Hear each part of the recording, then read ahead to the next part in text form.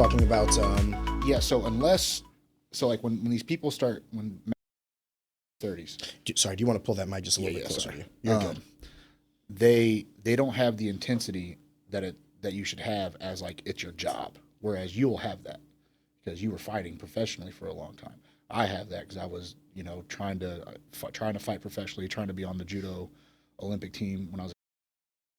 And so a lot of these guys, especially like before black belt, they don't have like the match intensity of like I'm gonna fuck this dude up. You know what I mean? It's still jiu-jitsu to them, which it is. At the end of the day, it all is, and it's not that big a deal. But when it comes to competition, unless you've been doing it for that long, you just really don't have that switch. I'm the one thing that I'm kind of finding in myself is like there is still that competitive nature in me. So like let me start with this. Like me and Zach we're gonna be competing against each other at the CX BJJ show coming in, I believe, May. Yeah. And I was talking with Coty here about like how the origins of that happened, but like because I did MMA for so long, like those jitters, those like emotions that I had, I'm realizing that I had them not because I was like afraid of like fighting or whatever, but it was because I was afraid of looking like an idiot in front of like, I didn't want to get knocked the fuck out. I didn't want to get choked out. Yeah. When I'm thinking about this match with Zach, none of that. It's funny you say that. Does that make sense? Yeah, I have a student of mine who's a pro fighter. You probably know him, Nathan Stearns. Yes. The saying. Yeah. Oh, for the wide shot? Yeah, sorry, I could be in front of your face. Right here? Perfect. All right. So Nathan, okay, incredible fighter, a straight dog. Okay, if you watch any of his last couple fights, it's guy. Yeah, awesome dude. When he competes in jiu-jitsu, he does not give a fuck, and he'll start matches like giving people his back and shit like that. And it's like and he's like, he wants to win. He's doing pans, and I'm like, hey man, you got to think about this. Like, you don't take it seriously because you're not getting your fucking face punched in, and it's not scary. And like that's a big thing. I was like, you just fought for the fucking Cage of Honor 170-pound title last week in a dogfight. And so the fucking Fuji you're doing, you don't care about. But you got to realize the people you're competing against, this is their fucking Cage of Honor. Like, yeah, it's a stupid Fuji event. It's like, this is how these guys have their competitive outlet. This is side quest for you. Like, so if you really want, and he wants to win like the big jiu-jitsu tournaments, he wants to do all of it. It's like, if you want to win these things, you have to look at it like that too. And so he had a little bit of a struggle switching over to like sport jiu-jitsu because like it's not scary to him. He doesn't care. And so he's like doing like this. Well, he's got like, I'm sure he cares. Like, he's still, this is my thing is like, I'm competitive. I want to win, but like that fire. Yeah. Like for like, if someone told me like, okay, in 12 weeks from now, you got to get into a cage with this fucking killer. I'm like, oh my God, like I better train my ass off or this guy's going to hurt me. This one's, I've never in my adult where I'm just so melancholy about it. Yeah. Like we were talking off the record and I'll say it on the record. Like you were like, are you going to train for it and all this stuff? I was like, no, I'm going to fucking show up and I'm going to, well, he was like, what do you weigh? Like around 180, 190. I was like, yeah, I think I'm like 185, 190 right now. He's like, cool. So we're on the same weight. So I don't have to cut weight. I'm not weak. By the way, I hate to say it this way. It's like, I've been rolling with the kids in wrestling, which is like a lot more like high intensity, like low time. Yeah. So like the idea of like an 8-minute round, but like in jiu-jitsu where like it's a lot less, like a lot more pushing, pulling, a lot more like strategy, a lot more position. A little bit more stagnant positions. Yes, where there are moments where, especially if I can kind of rest a little bit. Yeah. 8 minutes, sure. Sounds fine to me. You know what I mean? And I hate to say this, I'm not going against a black belt. Like I'm not going against a McKinney or a you or a Jordan Dowdy. Yeah. So it's like, yeah, it'll be a fun scrap. Yeah. And I think if you just go out there and you look at it like wrestling, I'm going to put the pace on. That's exactly game plan. Yeah. I'm going to get him tired. That's the goal. Game plan. I'm going to go in there. I'm going to take him down, grind on him, get him tired, and then. That's my game plan for every match I have. No shit. Yeah. Is it because fatigue creates those opportunities? Yeah. Also, I think I downplay myself a little bit too on a technical level. Well, you're a black belt, dog. Yeah, like I know I'm very technical. I know I have the skills to do that, but like also I also think that I can just outdog everybody and like I can be technical and aggressive at the same time. That's going to open up more opportunities for me. So when you say that's the game plan, forgive me, like when you do go for your tournaments or matches, this is going to sound like a stupid question to ask, but like, are you kind of throwing caution to the wind? Are you just going out there and saying like, my goal is to grind on you, get you tired, and see what we're gonna get. You're not necessarily going out there with a game plan. For super fights, yes. I don't care about super fights. Like, I love to win. Can you delineate the difference between a tournament and a super fight? So a tournament, I'll have multiple matches in a day, okay? And in a super fight, it's just the one. And the big thing about a super fight is, unless it's like a big promotion where like they have like a tier system and a title system like that, like CXBJJ doesn't have that. CXBJJ is a fun model. Like, they want to have fun matches. They're not trying to have a fucking fun match. That's literally all. Now, I've had a couple, in my eyes, a couple stinkers. But, you know, I think that's just the style of the people I was fighting at the time. But I just don't care about winning or like I'm going to get the same amount of money, win or lose. No one around is really going to give a fuck, win or lose. You know, things like that. Especially like bigger ones, there's prestige involved. Yeah. And I'm usually fighting better people too. Like, there's usually like, especially like I'm doing pans next month. I'll have all the best dudes in the world in my bracket. So I have to be strategic in that. So I can't just go out there and just say, fuck it, I'm going to do whatever. You know what I mean? Because I'll just get fucked up. But by the way, what do you walk around at? Like 200. No shit. Yeah. No shit. Really? Uh-huh. I thought you looked pretty like lean. I didn't think you were that dense. I got a new trainer. And strength and conditioning. Yeah. So after my last. Forgive me. I feel like I just like insulted you. No, it's fine. It's like if you tell someone like 230, they're like, no, I'm like 200. Like, you feel like you called them too fat. Now I feel like I called you too.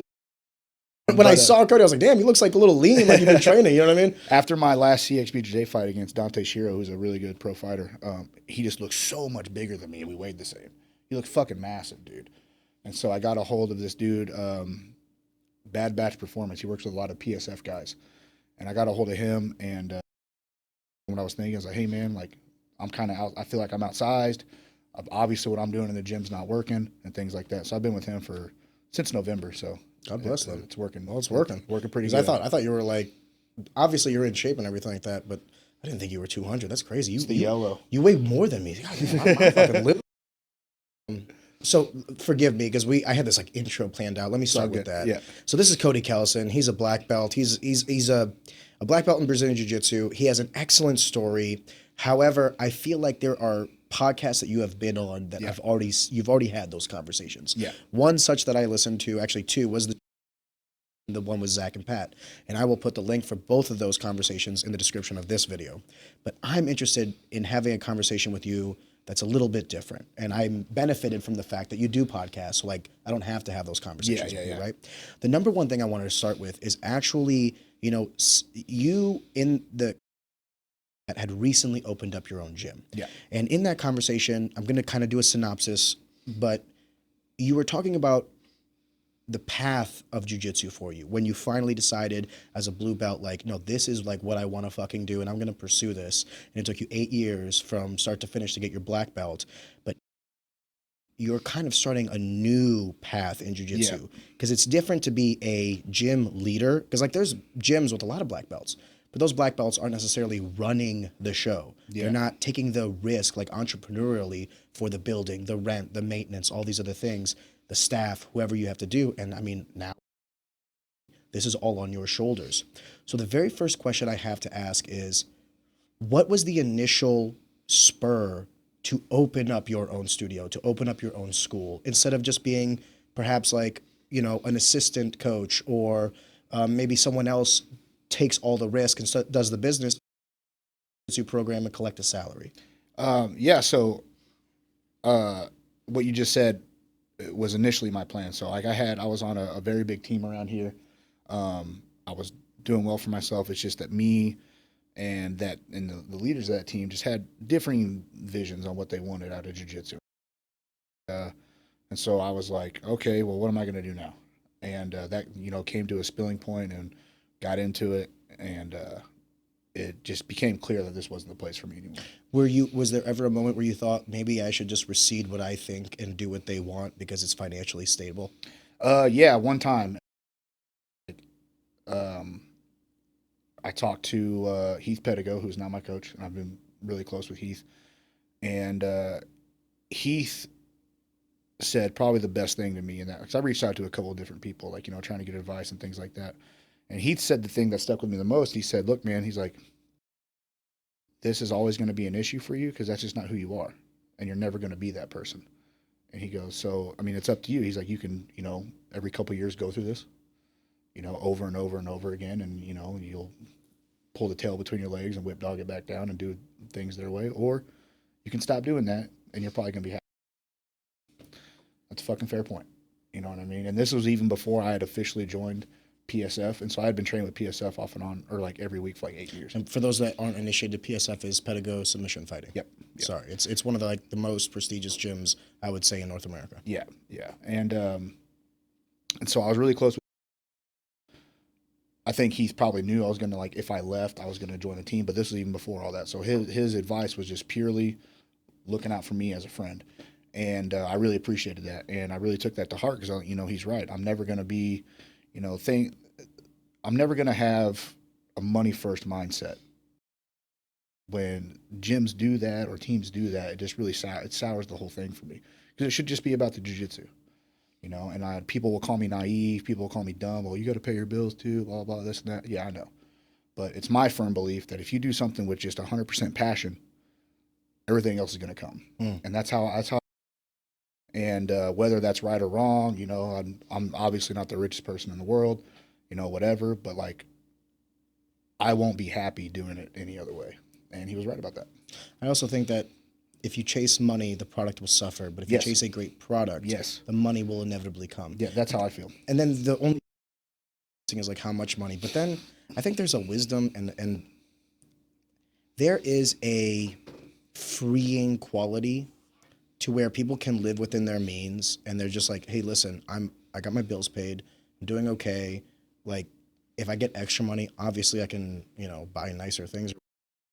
Really, it's not a necessity. I think that's freeing. I think that's a liberating. It's exactly how I live, man. I'm a what you would probably call a minimalist. I don't need a lot. I eat the same thing every day pretty much. I do the same shit every day. None of it requires money. I know I just need to pay my bills. My trips I take every year. None of them are really that expensive because again, I don't like doing anything else. So when I travel places, I go do jiu-jitsu. And I'm usually getting paid to do that while I'm there. So it's pretty cheap to do. And so for me, like, chasing things that are just extra, so it would be extra money at this point, I don't see the point in it. I also think that it'll inevitably come. I think so too. Sense? I think so too. I think I have a blind faith in myself and what I think works and what I think that people want, out of when they come train.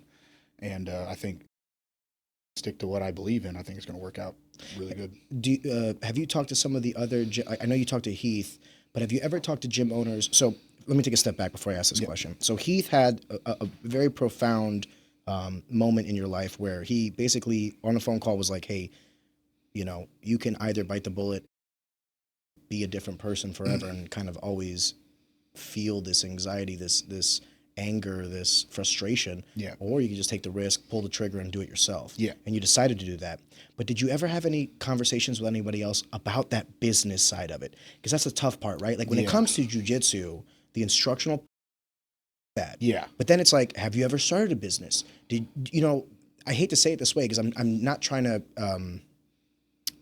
insult in any way. Yeah. But I think people would be surprised at how difficult it's hard as a lot of these things are. It's hard as fuck. Because there's just a lot of, when you walk into a room, you don't think the lights are on, that's going to be electric bill.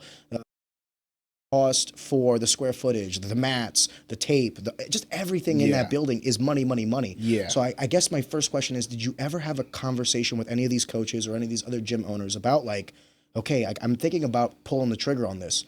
What are some of the things you guys did? What are some of the mistakes you made? Like, did you ever have those conversations? So I have a really good friend in Vegas. Her name's Rhonda Andrews. She runs Gracie Yamato West Craig, which is in North Vegas. And she runs it completely by herself. And so I asked her a lot of that stuff, like, what should I be looking for? My signups aren't where I want them. What do I need to do this? And things like that. And the biggest one was what she told me. She was like, look, signups are always going to be, you're going to have one great month, you're going to have an off month, whatever. That's never going to be a steady flow. It's just always going to be up and down. That's how it works. She goes, what you need to look at is how many of your student bases are consistently coming to class. And she's like, and for, we are small. I think I got it so I actually own 2 gyms. Okay. But the one, I have one in Sikeston, Missouri too. The one in Sikeston got kind of handed off to me while I was still Gracie Umida, and it was run like between 4 of us, and through overtime, they just like, oh, I don't want to do it anymore, and it became me. And then, Yeah, then over time, they just like, I was the only one going, things like that, and they was like, why don't you just take the whole thing, blah, blah, blah, this Sure. and that. And I was like, yeah, cool, 100% whatever. equity sounds great. Yeah, and so the problem with that is Sikeston's a small town, and I don't know if you've ever been like. I know of it, but I've never been there. Forgive me. Yeah, outside of a little Cape. bit south of Cape. So it's like 20 minutes south. It's one of those good old boy towns where if you're not from there, people really don't fuck with you. Oh, no shit. Yeah, and so I got lucky. I got lucky in that. All right. Yeah. This is his story. Yeah. Yeah. Like at the peanut gallery. I got lucky. One of my blue belts, he's actually the of the YMCA over there, and he had asked about buying a partnership up, and I was like, this is great because you can do all the fucking shit in Sikeston. And when I did that, that was probably the best move I did in Sikeston. So I got lucky with that because that dude knows everybody. Everybody knows him. His kids all train. All see all that. Oh, God bless. And so he just does everything. So I just show up to Sikeston and I teach. And like, whenever he's got questions, they're like, hey, I'm thinking about doing this with the gym. He runs it by me, and it's perfect. God bless. That's He's great. basically your manager. And, Yeah, and business partner. Yeah, Sorry. yeah, business partner. But he runs all the stuff in Sikeston. Now for Cape. Shout out that guy. Yeah, David Rudick. In Cape, again, I got kind of lucky. So when I had initially left and I was like, okay, I'm leaving the team, the other option I had was taking a job and trying to get a job in Japan, which I had a couple feelers out for. Because I go to Japan every year and train and teach and compete and all that stuff. And I look at sections out there. And so I had that option as well. And also I could have taken a job in Vegas, taken a job. I had job options everywhere. But the problem was my son is still a senior in high school. And I didn't want to move. And, so I was kind of weighing like, oh, what the fuck am I going to do? And I started looking at like property around town, like keep my options open. So the War Eagle fight team head coach is a guy named D. Ray Ivey. He's a Bang Muay Thai brown belt. And he does the Muay Thai portion of the fighters down there. And he called me. He said, hey, let's go get lunch. And I was like, all right. And he goes, hey, man, like, I don't want you to move. If you down here is essentially done. No one else can teach like the grappling and the MMA part. And he goes, I have a lot of belief in these people here, these fighters here, and I think you should stay and let's just put your jiu-jitsu program in my gym and I'll just charge you rent and then that's it. And so I was like, well, fuck yeah, that's cool. So I started doing that. So I see him do the lights, things like that. So I don't have to worry about that. I pay him half rent. But my biggest thing is like, so I also run the social media now too. So like, I'm trying to get better at running the social media, getting eyes on the gym and getting people to come in and sign up. Or like, I'm kind of hitting and I'm trying to learn on the fly, hitting like bumps. It's a different skill set completely. It is, dude. It is. I'm not good at it. Neither am I. I'm fucking terrible at it. And like people are like, oh, you got to get, so many views a month, blah, blah. And I'm like, look, dude, I'm going to make highlight videos of you guys training. I'm going to put it on there. And once a month I'll splurge for an ad for yes. And it's working a little bit, but like I know there's other ways. And I'm watching videos all the time on how to like increase that and how to increase people coming to your gym more and things like that. And cause like everybody tells me like, oh, the hardest part in getting people to stay. I got that part down. The only people that have left my gym since it's been there have been people that have moved. And so part down. I know like through Heath and all that, I know how to create a good atmosphere, but a strong atmosphere and, keep creeps out the gym. Cool. Everybody stays. My producer can't do jiu-jitsu with you. But the hardest part for me is like the social media, the advertising and like, trying to like myself out there as a coach to be like, hey, you should come train here instead of the other 2 fucking gyms in town. You know what I mean? So do you mind if I dissect that a little bit? Yeah. So what you're referring to is like when you say like keep the creeps out, you're also kind of implying that you're trying to set a culture in your gym. Yes. Now, I don't think that that's something just martial arts. I think that's like all corporate environments. Yes. I hate to admit this out loud, but whenever I hire, the number one criteria that I'm going off of is like, do I like this person? Do I want them around me? Do they seem to have the characteristics individuals around like that I'm around when I have free time?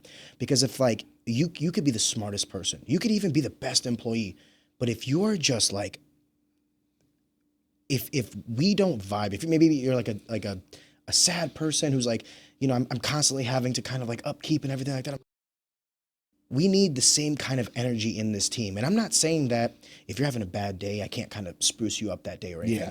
But these have to be like the one-offs. I look for that cultural fit more than anything. Absolutely. And then all the other accolades, if you happen to be smart and hardworking and all these other things, even better. But the truth of the matter is, I can teach you how to. You can teach someone, you can teach anybody jiu-jitsu. Yeah. You can teach anybody work ethic, how proper diet, strength and conditioning. These are universals. But whether or not they're cunts coming in through the door, that's a prerequisite that you have nothing to do with. Yeah, yeah. I totally agree. And I think having in a corporate setting, it's more important because and so when people come to jiu-jitsu class, they're there to learn jiu-jitsu. You guys in a corporate setting are a team trying to make the most money possible. Yeah. And somebody coming in and fucking up the vibe or fucking up the atmosphere, it doesn't matter who they are, it's a big fucking deal. It's a cancer. Yeah, it is. And I tell everybody, I hate to say this, I tell everybody, if you have that person in your company or in your team, let them go. Don't put them on a pip. Don't try to like change them. Let them be them. They came into the wrong environment that's not conducive for them. They need a team that's more like them. Yeah. They're not like us. And I hate to say it that way. My job is not to try to change people. My job is to try to, like you were saying, like amplify the efficiency and the work ethic of everybody on the team. It's like that one bad apple will bring everybody else down. Every time. And it's like, what are you hoping? You're hoping that the 4 or 5 good people will change this one bad apple? Or do you want to just take that variable out of the equation? Yeah. And I hate to sound like... You know the first person to tell me this was about the gym? It was Mop. Really? Mop goes, man, I don't give a fuck who they are if they don't vibe on. And he has told me some high-level names he's kicked out of his gym. And I was like, fair enough, dude. Yeah, and he's right. He's 100% right. I will say this. I think success is a metric that you can measure in many ways. Yeah. But in terms of like commercial MMA, I'm pretty certain.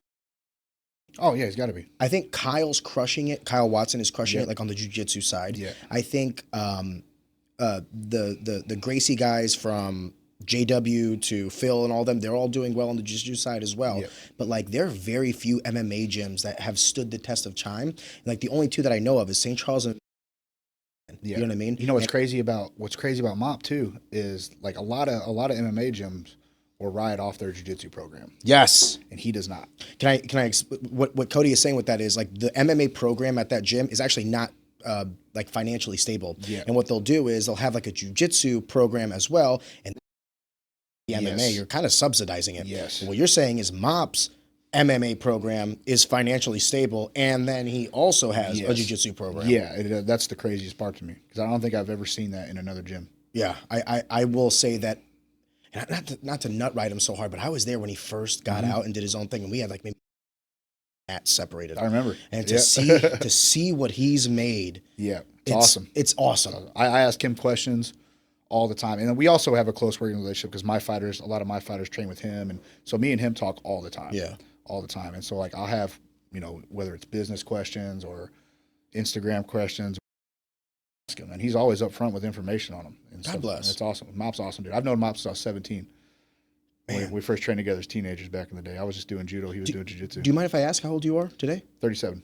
Okay, so Mop was, I think, like 5 or 6 years older than me. So like you guys are around the same age. Yep. Yeah. Yep. Okay. I'm 33 for reference. There you go. Sorry, to go back to the initial inquiry of what I was saying, but like when you were talking about, the prospects of a successful gym and like the variables that go into it, the first thing that caught my eye was that cultural aspect. Yes. And it's funny that Mop had the same synopsis as I have. Is like I used to be sensitive or empathetic with it, and I would always think to myself, and I think it comes from a place of like, because I'm sure you can attest to this, like there have been times in your life where you didn't know the right path, and maybe you zigged when you should have zagged, right? Yeah. And you wish that someone would have given you like a life to kind of cater you back in. Absolutely. The problem though is that's fine when you're 17, 18, 19, 20, 21, 22. After that, it's like, dude, you got to start. You're on your own, man. Yes. You're on your own. And if you're in your mid-30s and you're coming in and ruining the spot, the fuck out. Yeah, dude. So the number one goal is to have fun. Yeah. Or forget about what the fuck's going on out there. Whatever. The camaraderie, the team, the atmosphere. That's number one, man. And so, like, I feel like If I can have a class where everybody's having fun, everybody's having a good time, we're constantly moving, there's not a lot of downtime, and then just keep fucking fuckheads out, should be pretty easy. Kind of nailed that a little bit. Can I ask you a question about trying to manage the fighting aspect from the jiu-jitsu aspect? Yes. Because you're coaching fighters. Yes. And I want to be careful of the verbiage I use. I'm not trying to say that, like, jiu-jitsu guys aren't also, like, competing in, like, what you would call a fight. But forgive me, guys. Like, it's not the same as... If you fought MMA, you know the difference. Yeah, forgive me. That I'm saying, like, roll with the black belt. Yeah. That fucking feels like a fight. Yeah. But if you roll with a white belt, doesn't feel like a fight. No. But you can go into a cage with someone who doesn't know what the hell they're doing, and that's a fight. You get fucking punched in the exactly. face. So like, that's why I'm using my words as carefully as I can. Yeah. But when you're training like a Nathan Stearns, getting ready for his Cage of Honor offense, versus someone's coming up to you and saying like, "Hey man, I maybe just got my blue belt and like I'm really starting to think about competing. I want to start going to tournaments and stuff like that." You're having to facilitate a wide delta of variety, like a skill sets. What they want from martial arts. It could be the soccer dad or it could be a Nathan Stearns who's training for the next fight. Yep. And you have to coach all of them. Yeah. How difficult is that to manage? It's not too bad. So especially like using Nathan as an example is great because Nathan is at literally every class. And so with Nathan, I don't have to really. Now there's days where we like the way I kind of run my gym is we have like jiu-jitsu practice and Muay Thai practice and all that is separate until the end of the week. And then I kind of combine everything. So I have a dedicated class where I'm taking fighters and be like, okay, guys. Oh, let's put it all together. Let's put it all together. This is what we're looking for here. Like Saturday, I taught the top of half guard. I said, look, I'm not looking to pass here. There's no fucking reason for me to pass the half guard at MMA. Zero. What am I like? I'm not letting the guy get out. I'm just gonna sit here. I'm gonna punch his head in. If things happen, then I can take things off that. Whereas like in jiu-jitsu, remind them, hey, now we can pass. Yeah. Let's pass. Let's get to mount. Let's get to the back. Let's call it a scramble. Whatever. MMA, I don't want none of that shit happening. You know what I mean? I'm like, look, if we're on top, we're fucking sitting right there. We're not throw a couple elbows. Maybe they give you their back on their own. Yes. I don't gotta pass your fucking guard. I ain't worried about nothing. And sorry, your half guard. Forgive me. The big thing, the hardest part for me is actually not going from jiu-jitsu to MMA is MMA to jiu-jitsu. Ooh. That's the hard part. So when like somebody like Nathan, or I got a really good brown belt girl named Danielle who's a really good fighter, the hardest part for them was when they were like in the half guard, I'm like, hey man, you gotta get the fuck up and pass. Like now you have to. And so that's the hardest part for me is taking like an MMA fighter that wants to win like a big world championship or something like that. That's harder to me than it is. So I can take a jiu-jitsu guy and be like, hey, man, yeah, you know how you have to work hard from the closed guard to pass? Like, yeah, you don't got to do that shit no more. You punch them in the face. They'll open up. And so that's easy. It's just, as a coach, you just kind of understand the rule set, for one, understand what benefits somebody in the rule set, and then just make the switches live, and make sure, like, so if somebody's got a fight coming up and they come to a jiu-jitsu comp class, they're doing different shit than the rest of the classes. Or an MMA fighter wants to do a jiu-jitsu tournament and they come to comp class, they're going to be doing shit they don't do a lot of. And so it's just finding the medium throughout most of the time. And if people are in camps, just making those switches. Yeah. But how, forgive me, I have to ask because that doesn't sound easy. You know what I mean? Like you're explaining it to me. Everything you said, I can conceptualize. I'm like, yeah, it makes sense. But that's not easy, especially because I mean, anybody who's ever trained, it is difficult to go from like, if anyone ever did like, hey, we're going to do sparring rounds today. And like, you got a couple boxers in there and you got a couple guys that are doing MMA. So like with one guy, oh, that's right. I can only use my hands. You're doing that to like the umpteenth level of saying like, hey, we just went through a whole seminar or a whole series on Saturday. You can't use any of what I fucking just taught you. Yeah. Now we got to go back to sport jiu-jitsu. My next question is like, do you think they help or hurt one another is trying to be a fighter, implying that, we're just going to use Nathan as like our scapegoat. I'm sorry, brother. But so for Nathan, he's getting ready for fights, right? Mm-hmm. And then maybe he tells you, hey, after this fight, I want to do like a Fuji or maybe a CX BJJ show, whatever, Do you think that actually helps or hurts them in fighting? Because now they're learning bad habits. That's not what I'm implying. But now they're having to switch what they're doing to a rule set different from what it is that they're actually pursuing, right? For Nathan, I'm sure when he's done fighting, he'll probably transition to jiu-jitsu and then really fall in, not that he hasn't fallen in love with that, but really right now, while he still has youth, while he still has the abilities to, I'm sure he's going to pursue fighting. Do you think that doing, a bunch of gi work, going to these tournaments where the rule settings are completely different from what he's used to is helpful or hurtful? I think it depends on the athlete. So I think if he prioritizes the fight and not like, I would tell him straight up, like, yeah, don't fucking worry about the Fuji tournament. Don't even think about the word Fuji until after your fight. And then if we got to make some changes week of, or depending on how close the fucking Fuji tournament is, then we'll make those changes. But it depends. The athlete has to prioritize what's more important to them. And so if it's fighting, okay, I think I do a good job of, if I'm teaching like a gi class and I'm showing like whatever, like, hey, Nathan, we're doing fucking spider guard today. Play with it if you like it, cool. But, if you want to come over here and we'll work on fucking pinning the hips and close guard or half guard or whatever, we'll do that too. Oh, you'll kind of run multiple classes in a class. Yeah. I think this goes back to what I was saying. That's difficult. Yeah. Everything you say makes sense, but you're like, it sounds difficult, man, but it's just been what I've been doing forever. God bless. So like, I'm just kind of used to it, and it might be fucking hard. You're doing 3 different classes in a class. Yeah, it's fucking hard. But and like, I think prioritize that in their own mind.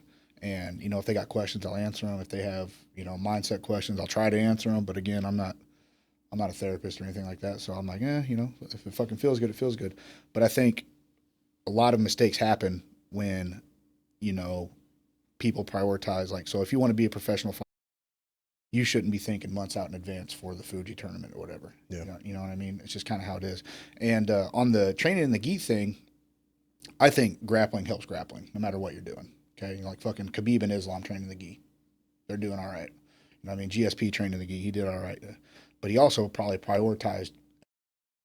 That was just kind of fun for him and a way to keep sharp and things like that. I think outside of camp, focusing on jiu-jitsu tournaments is a safe way to keep your competitive edge and kind of keep you training, because you've been around MMA fighters your whole life. After the fight, it's just kind of, whoa. Yeah. It's a real day. It's a hard cliff, because like you peak, right? Like camp, all these other things, and then like it's an abrupt end. Fight's over. Yeah. Okay. And then it's hard waking up that Sunday after a Saturday night. Yeah. And then like Monday comes around, and like, oh, I can take this week off. No. And that turns into week 2. Yes. That turns into week 3. And so it's a slippery slope until the matchmaker calls you, hey, I got another back in the gym. I could go on and on and on about guys that only train when they got fights. Me, dude. Oh my God, dude. There's nothing more infuriating. And selfish. And selfish. It is selfish. You got teammates getting ready for fights. And like, I've got into it since I've kind of come over and started like coaching, being a little. A couple of them got mad at me because I'm like, oh, I'm hurt. I haven't been in it 2 months. I'm like, who gives a fuck? Come in anyways. Yeah. Come in, be a good teammate. Cheer your teammates on. Hang out in the gym. Be part of it. You don't have to roll. No, you don't. And I put that big post, I think it was yesterday, talking about like, I think fighters especially undervalue knowledge. Yes. You're absolutely correct. Yeah. They want to train hard. They want to come in. They want to fucking burn the boats down. Or they don't even want to drill. They just basically come to jiu-jitsu because they want to roll live. Yeah. And the instruction portion is just basically the toll they have to pay to go roll with the boys. Yeah. And like, man, I get a couple fighters I'm close with. I've gotten into like arguing. Hey, I haven't seen you in the gym in a while. Oh, I'm hurt. So? You don't want to be part of the team? You can't, learn something new? Yeah. You don't even have to get on the mats. Yeah. Just listen to instruction. You don't want to be part of the team. You don't want to, you think you know everything. You don't have to see it. You don't think you can give me and D-Ray another eye on the mat for somebody new. Yeah. And, shit like that. And they don't want to do that shit. And it's doing it selfish. And I'm the mean coach on the team. So I speak out about that shit. I'm like, hey, you guys are fucking up. You can't tell me this is what you want to do and your main dream is to be a UFC fighter when I have to beg you to come to the gym. Well, I think it's more than that. I think it's also, the fights are not when you're getting back. The in-between where you're building on the skill set. Because the fight is about peaking. I got to make sure my diet, my sleep, my everything is on point, my strength and conditioning. And then now we're like, who's the opponent? We're going to cater, if you are so inclined, a game plan for this. And then we're going to, okay, this guy is a big wrestler, so we're going to do nothing but takedown defense. And we're going to want to stay on our... guy, and okay, then how do we get this boxer to his back? Like, fighting is not when you become a better fighter. It's in between the fights when Yeah. you work on the skill Yeah. set. And then basically fights are more, if than anything, a reflection of your training. Yes. But if you're not training, if you're just fighting, congratulations. You're at like, You'd be tough. yeah, you're going to be good at fighting, Yeah. but are you a good fighter? No. Do you remember? I'm going to show my age here. You remember when BJ Penn was training with Marv Marinovich? Yeah. Way back in the day. Holy shit. Way back in the day. What was that 15 years ago, 16 years Fucking ago? probably longer. Even longer. No, what were we, 2026? Oh my God. Yeah. Time 20 years Yeah. ago. Oh my God. So Marv Marinovich said, and it's stuck with me ever since then. Marv Marinovich has got a crazy backstory if you guys don't know. But anyways, he was training. He wasn't even an MMA coach. It's not what he was doing. He was like almost like a strength and conditioning trainer, and he had these weird ways of like getting BJ Penn in shape. And ESPN one time he said, "Look, BJ," he's like, "your camp is not for adding skills. That's not what that is. Your camp is for getting in shape and peaking, and dialing everything into the minimalist degree. Because if you're coming into camp trying to learn shit, you're fucking up." Yeah. And I was like, that makes the most. And so when I tell these fighters, like, hey, dude, this is a full-time job 7 days a week. I had a fucking fighter the other day that's coming back off injury, and they were like, oh, coming to the gym's not my priority right now. I'm like, you're fucking up. You're fucking up. Why though? Forgive me. When he said it's not my priority because I'm hurt or whatever, I'm going to prioritize sleep. I'm going to prioritize rest. sleep at night. And Then they were what the- coming, I don't even understand. They're coming off surgery too, so they were also like 4 months out of the gym. Like, you just rested for like 4 months. Like, what are you talking about? Well, you know what it also shows me? Shows me. Earlier when we were talking about the culture, the atmosphere, and all these other things, Yeah. I've had gyms where like I think that's a massive. Does that make sense? Yes, I think that's a huge thing. I think it's a huge thing. because the boys are there. Hey, Yeah. what's up, guys? Dab them up. Yeah. And by the way, I might be hurt. Maybe I'm not training today, but Cody's gonna go over. Mr. Kellison's gonna go over. Sorry, It's just Cody. No professor, no Mr. Kellison. I almost knocked Buddha off the table. He might go over a series. I will say this: it's not as if there weren't things in my training camps that I saw and I was like, oh man, that's actually pretty good. I'm going to apply that to my game. Yeah. But the problem is, if I got 8 weeks, Yeah, you what hubris do I have to think I'm going to master this technique in the next 4 weeks to then you? By the way, the guy I'm fighting is a fucking killer. Like it's illogical. And sometimes which makes sense when you consider fighting, like who goes out for fighting. It's fucking crazy guys. Like we're all fucking crazy. So it makes sense that the crazy guys are doing crazy shit. Right? Yeah, and like I try to put it this way, where I'm like, yeah, you're gonna fight again, okay? And it's easy to go, oh, my opponent's training. Look, bro, your opponent's training 3 months ago too, when you weren't. Your opponent was going to class when you weren't. Your opponent was seeing and getting eyes on new techniques, new strategies, new things like that while you weren't. Still, doesn't matter. None of that changes when you sign a fight.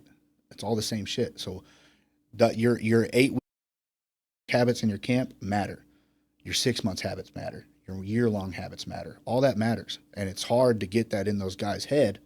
Now, yeah, people I got a job, sometimes I want to, cool. A night off here and there is fine. And even if you're coming to hang out at the gym, that's a night off to me. Like, you're not doing shit. Yeah, you're not doing shit.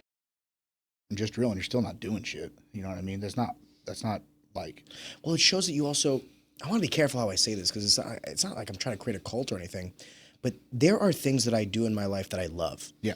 That I don't need anybody to tell me to do them. You know what I mean? Never ever. And you can point out the people who have martial arts and who haven't, and there's nothing wrong with that. There's nothing wrong with that.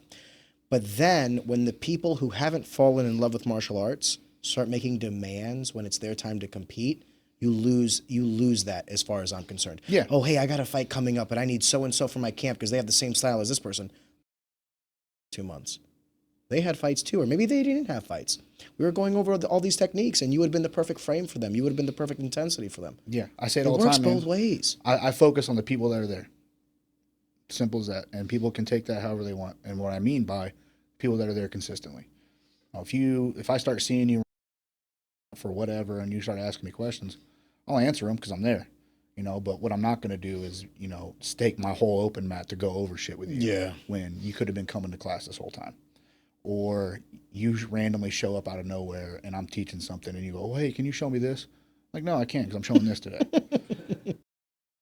I might end up showing that, if it's something, related to what we're doing, yeah, absolutely. I'll probably get to that in the next couple of days.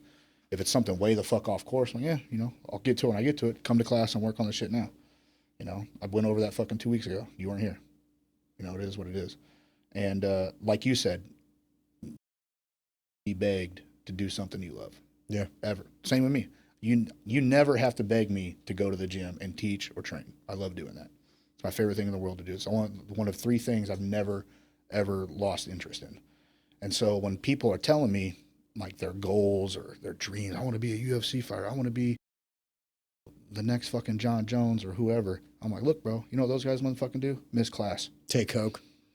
Hit people in their cars. Hey, John is the worst example. Yeah.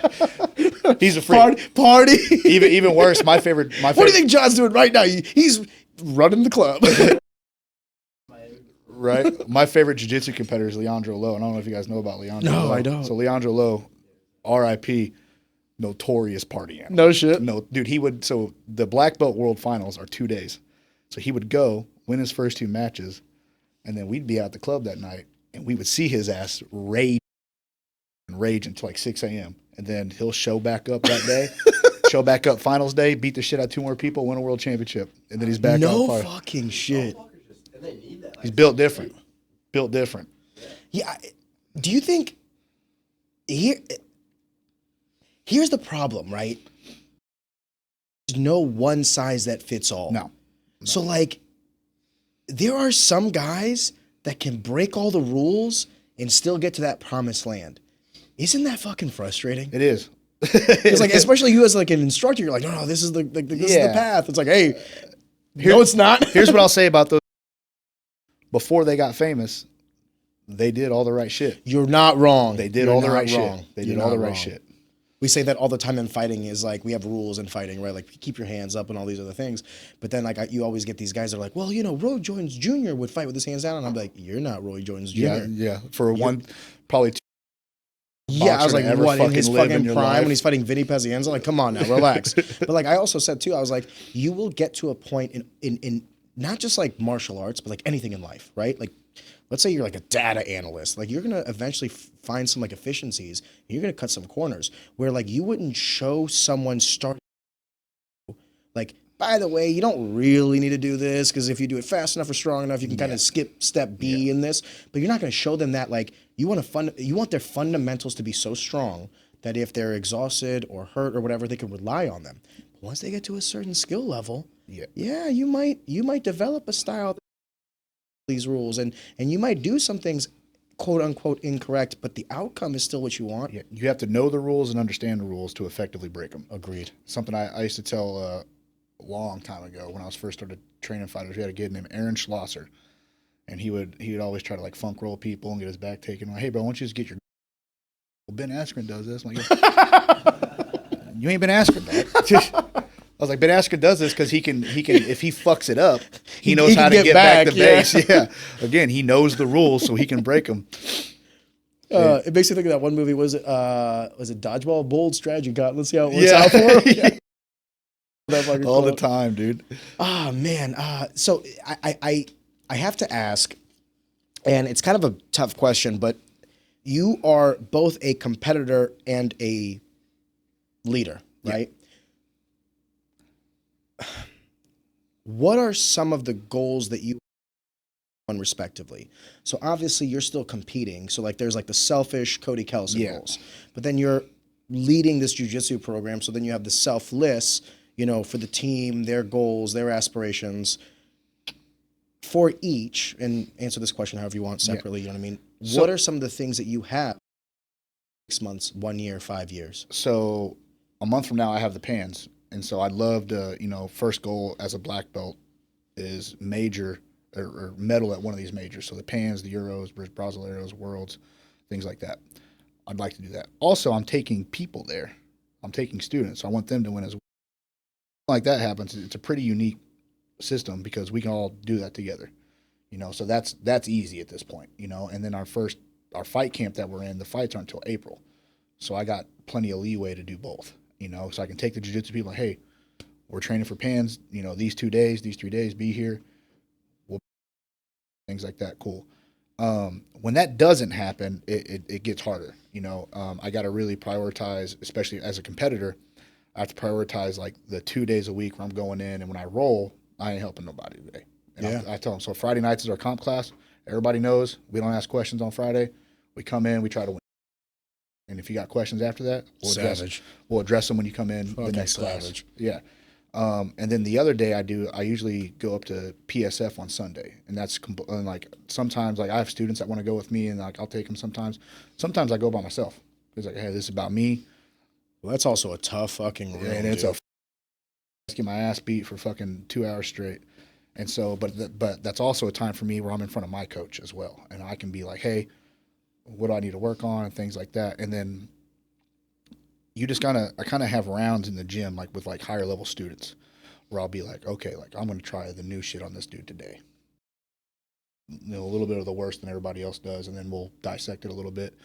But I'm 37 now, so I can't be training like super fucking hard all the time anyway. So my students benefit from that as well, because I'll come in and I'll roll every day, but I'm not rolling hard. I'm not trying to kill people. Training and training for competition are two different levels. Yeah. And so a lot of my giving up bad positions to my students, working out, helping them out after the round. Like, hey, when I gave my back up, you should have went here instead.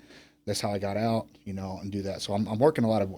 It's actually better now because I'm working a lot of more bad positions than I was beforehand. You're turning it into situationals for yourself? Pretty much. Yeah, pretty much. I do what I call live drilling. I always have a goal when I come into class like that day, whether it's like a small goal or a big goal. Like, oh, I want to work my knee cut today. I'm going after that knee cut 1,000%.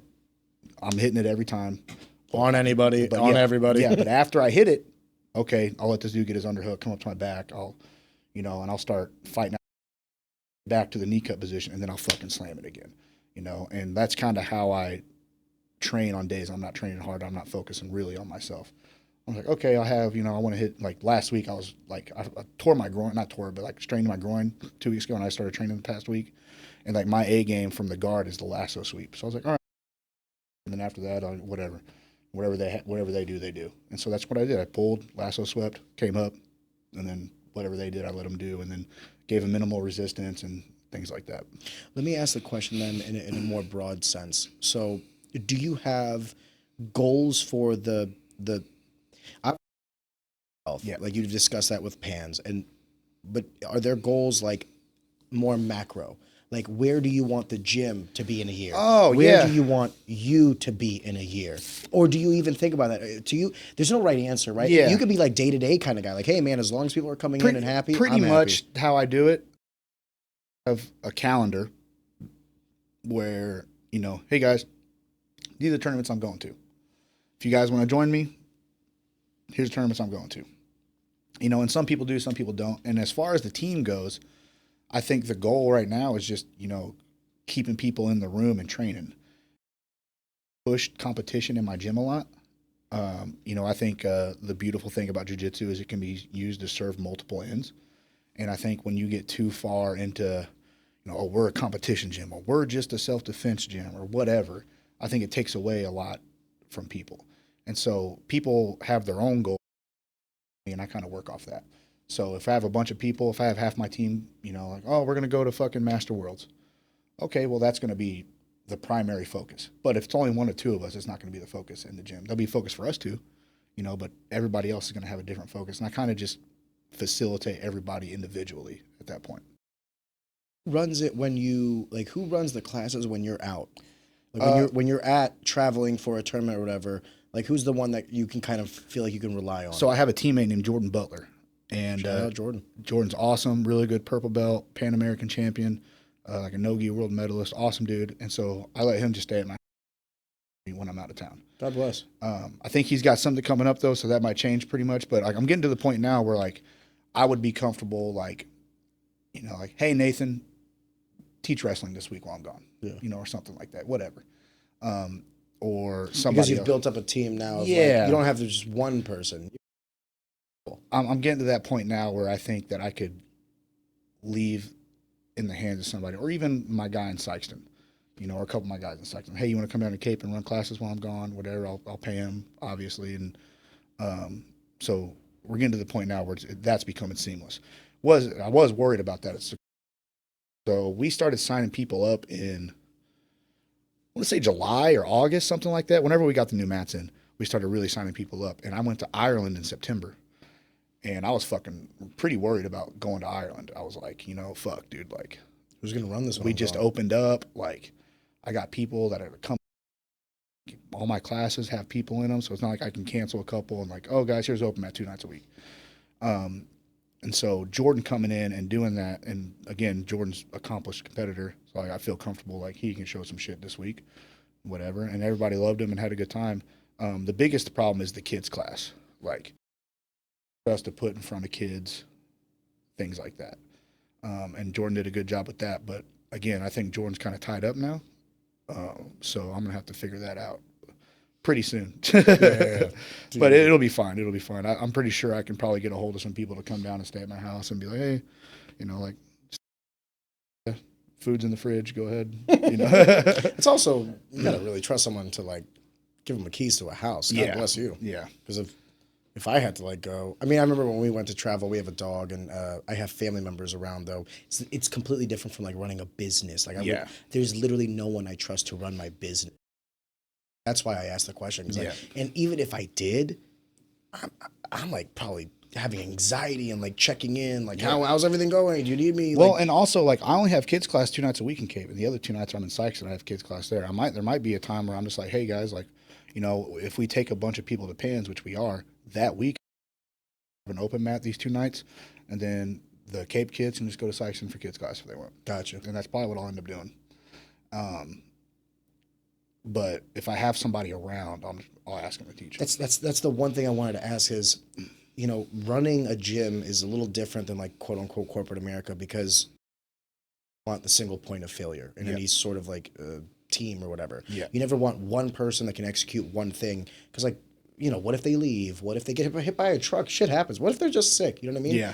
And that is the case for you. Like you are the single point of failure, right? So like if you don't feel good, like I got a bad flu, I got to stay in.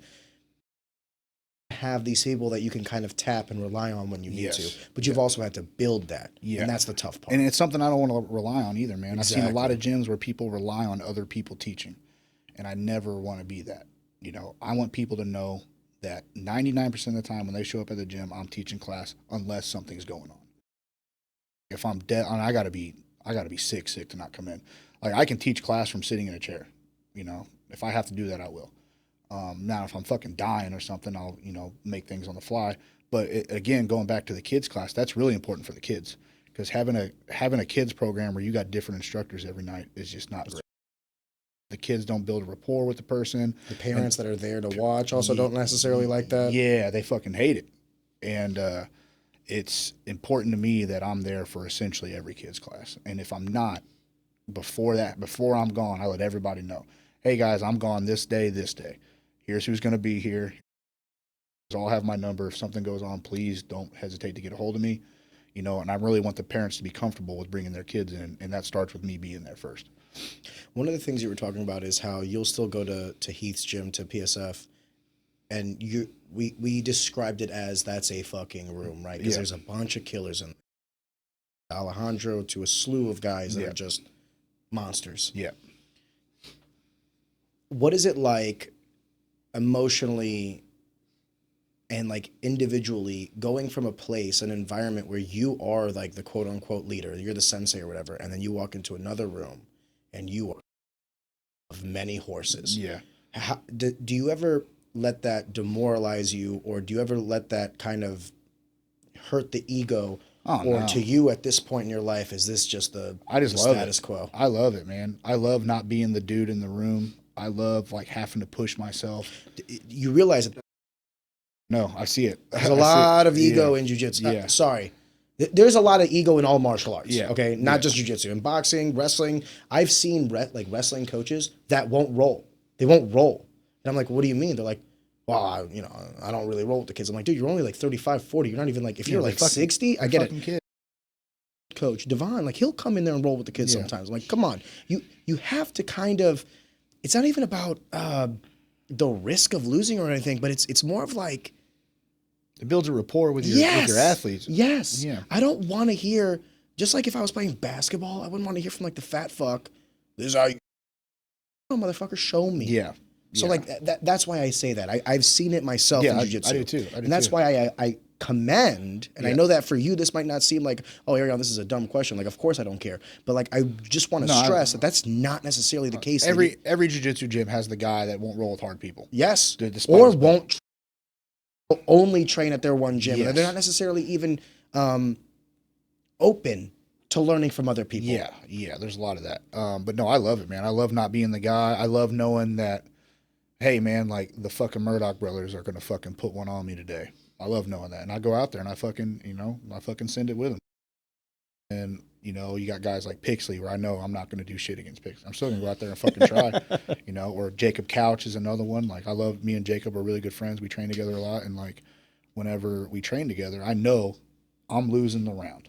Okay, unless some shit like I've gotten lucky before, things like that, but I'm losing the round. But that motherfucker, you know, and like what happens is you start off as a big deficit and you keep doing that, it starts closing off. Yes. And that's how you get better, man. You get better by challenging yourself. Well, you also need to have that mentality of you were saying like, you know, the Murdoch brothers are going to be, and I'm going to get it taken to me. I think it's so all martial artists to never forget what it's like to be the nail. Because like you'll eventually, like when you start out, we were all the nail. We all sucked at some point, right? It was everybody's first day. And then you get to the point where you can kind of consistently defend yourself. And now maybe when you can live long enough, maybe you can start thinking and you get to the point after 10 years where you're just like tapping people left, right, and center. And now you're the instructor. Now you're the owner. You're this, that, or the other. And it's hard to then take that mentality and then say, oh, hold up. I'm the hammer all day today. Tomorrow, I'm going to go into this room full of killers and I'm going to be the nail for 2 hours straight. I'm going to get fucked up. And I'm just saying that's, I think, a tough thing to do, but I also think that it's like a necessity. It is. You owe it to yourself. So as a competitor, I owe it to myself to get better. Okay, and that's how you get better. As a coach and a gym owner, I owe it to my students to get better. The better I get, the better they're going to get. And if I'm hampering myself, I'm hampering them as well. And that's just not something I'm going to do. So then let me ask you the next. You have a gym like PSF to go to. Who do they have? Like, who does Heath go to learn and get better and all these other things? Because there is levels to this shit. You know what I mean? But then, like, I think to myself, like, man, you eventually chase this to its natural conclusion. You got to get to the top of a mountain, right? I think what's something is really good, PSF, and probably all, like, hyper good gyms probably have this, where they have kind of their own ecosystem to improve with each other. So with PSF, you got 6 or 7 world champions on the mat at any time. Every single one of those guys can pick apart your game and add to it or take from it. And so I think with that, especially with Heath, Jacob Brooks Spatch, who's an incredible mind, you have guys like that along with Couch, Pixley, the Murdoch brothers, you know, Jacob Bornman, all these dudes that are really fucking good working with each other to get better. And I think eventually that's how it starts. I think probably my gym will run into that one day too, where all of our top guys using each other's own little ecosystem. So what you're saying is like, you get to a point where you're getting so proficient and you have such a wide berth of individuals and styles and mindsets that what you're essentially going to start doing is like, kind of like creating a soup of like-minded. But like, when you think of like a stew, it's like protein, carrots, potatoes, right? And if you take any one factor of that out, you have like a fundamentally different dish. Yeah. That's kind of what you're saying with like a PSF or any of these high level gyms. Is like, you no longer now need to add another ingredient. You have things, and they'll change it. They'll work with one another and they'll change each other in the real time. Yeah. I never thought of it like that, but when you say it, it makes absolute sense. The hardest part about that is you have to hit a gym full of people that have like-minded goals. And so that's the hard part. You know what I mean? Like the soccer moms aren't staying 2 hours after class to like, hey, they've dedicated their life. This is how I finished my heel hook, and you did this to me the other day. Can we walk through that? You know, I've literally seen this interaction play out. Couch and Pixley. I walked into, they were there an hour early. I came into the gym, and Couch and Pixley were working on leg locks, and they did that for like 20 minutes, and then they got up, and Pixley was showing them different slide bys, and I was like, there you go. Very opposite games, helping each other out, and they're the best at both of them. And so, like, that's what happens is you start getting things like that. And, you know, you grew up in martial arts gym. No, even if you guys have only learned from the same person, everybody under that person is going to like different shit, and they're going to do shit differently. an extreme high level where you're all like the whole team is fucking world champions essentially. You just start mixing it out like that, dude, and it fucking, like you said, becomes a fucking big ass fucking stew, and it's just on the pot fucking cooking. When you were having your conversation with Zach and Pat, you guys touched on a couple of topics, but one of kind of was a little near and dear to you, and this is one of the things I hate to say this, but I do kind of want to rehash because I think it's powerful. You, at one point in your time, were thinking about taking your own life. Yeah. And you from that with the help of friends, or perhaps I think it was a friend specifically. Yeah. And then ever since then, you have a newfound perspective on mental health, masculinity. I want to dissect this slightly because I think it's has been ever present and is always important.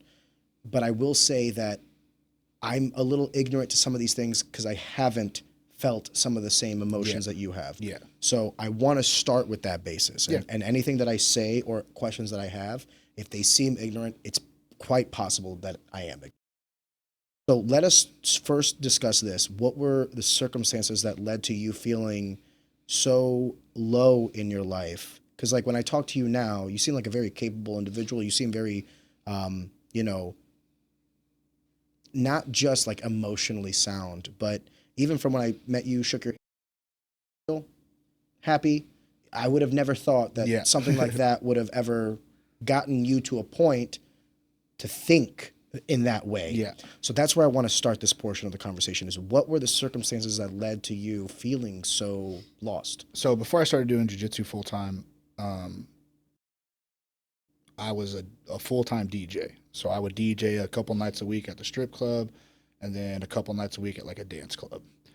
And that's a lifestyle that is fucking rough, dude. You're talking late nights, you're partying all the time, fucking hanging out with people you probably shouldn't fucking hang out with. And then your other, you just can't do. Like I was training at the time, but like not really.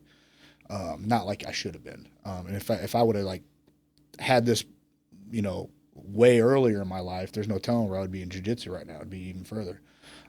But I just got to the point where I felt like this is all life was. And I was 7 years old, which is funny that like this is 10 years ago. I thought I was old then. But like I remember being like I was just DJing this fucking club and it was just like all like 20-year-olds. And I was like, the fuck am I doing? Like, cause I wasn't going for anything. I didn't have any like really long-term goals. I was just kind of showing up, fucking chicks, eating terrible food, drinking all the fucking time, like, and it just that wears on you. Did this lifestyle entice you at one point though? Maybe at the beginning. It entices me now. Like partying's a fucking great time, dude. There's nothing cooler. Like it's a fucking blast. Like having a good chicks, your friends around, and that's what it was every night for me. And so it took me like really like kind of seeing through the fucking veil at one point and being like, and then it just kind of fucking out of nowhere hit me. I was like, oh fuck, dude, like I'm really not doing shit. Like, like this fucking is kind of whack. And was that what led to the point where, so forgive me, help me walk through this. Like, was it a lack of purpose? Was it a lack of direction? Like, I can understand, you're having this epiphanous moment where you're like, what the fuck am I doing with my life?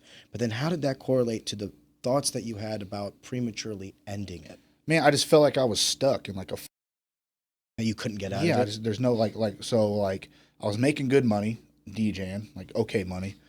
And, I didn't have a college degree. And I was like, well, what the fuck? I can't quit.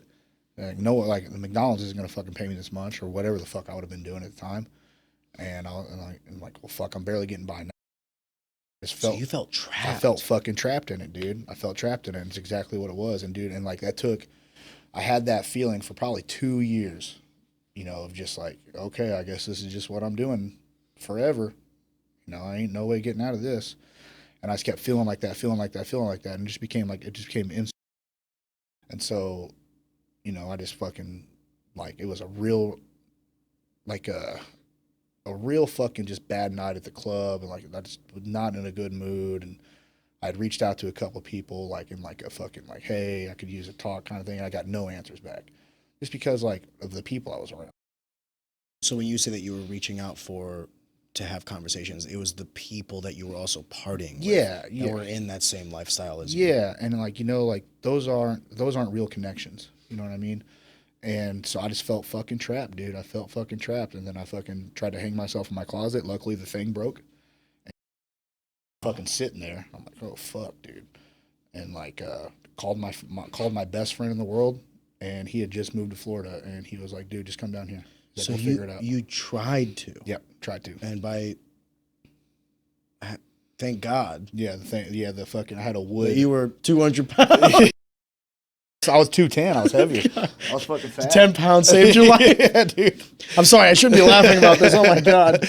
But it fucking broke, dude. And I remember sitting there for like what felt like an eternity. It was like 10 minutes, but it felt like I sat in the closet forever with a tie around my neck when the shit broke. And I'm like, all right, well that got a little too fucking. You know what I mean? Like I need to change something. Something has to fucking change. And I called my best friend, and he had just relocated to Florida, and he was having a great fucking time. And I was like, dude, can I get a job? He's like, yeah. I was like, well, fuck, dude, let's fucking make it happen. And then when I got down there, things started working out of that fucking lifestyle. I'd finally done something else. And that's when like the love of jiu-jitsu like really clicked. Because I couldn't do all the shit I was doing before. So I had to like really like pick something. I was like, okay, I'm gonna fucking train. And I was like, man, this is the only thing I like to fucking do all the time. Can I was gonna ask. So there's two questions I have. The first question is, did it ever shock you the circumstances that led to you attempting to take your own life? This overwhelming feeling of being trapped in this cycle because of like the quality of life, the money, whatever. Yeah.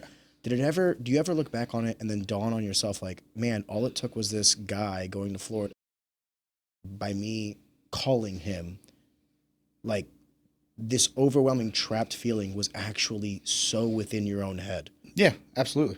1,000%. Like, and it's like, do you look back on it like it was like frustrated? Like, what are some of the emotions you feel when you look back at frustrating? No. Scary. If that would have worked, you know what I mean? Like all that shit, and it's just like, it's more of like, I'm glad I went through it because that's who made me who I am today. And I don't think without that whole experience, maybe not going so far, but without like coming down to rock fucking bottom and being like, okay, now I got to claw myself the fuck out of this. I got to fucking make the change, like stop being a little bitch about it and fucking, sorry for the phrasing, but like, like coming out and fucking be like, all right, I'm just going to take things in my own hands and, I'm going to fucking do the shit I know works. So I fucking a job to where I was active all the time, and I was like, all right, well, I'm gonna fucking make a point to work out and train a lot, and that's all I did in Florida, dude. And it fucking dawned on me after I got my purple belt. I was like, this is what I want to do. I think there's something to be said. I say this all the time with like young kids because I think we can all remember when we were like 17, 18, when we were like about to, and those questions start to creep up of like, what are we gonna do next? Or even worse, what are you gonna do for the rest of your life? I hated that question when I was younger. Yeah. And the only reason I bring this up is because you were talking about this, like you didn't have your degree, so you're like, McDonald's is not going to pay you. I cannot stress this enough.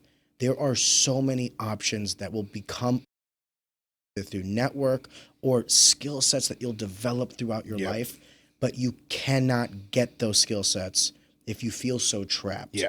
And then you take that matter into your own hands.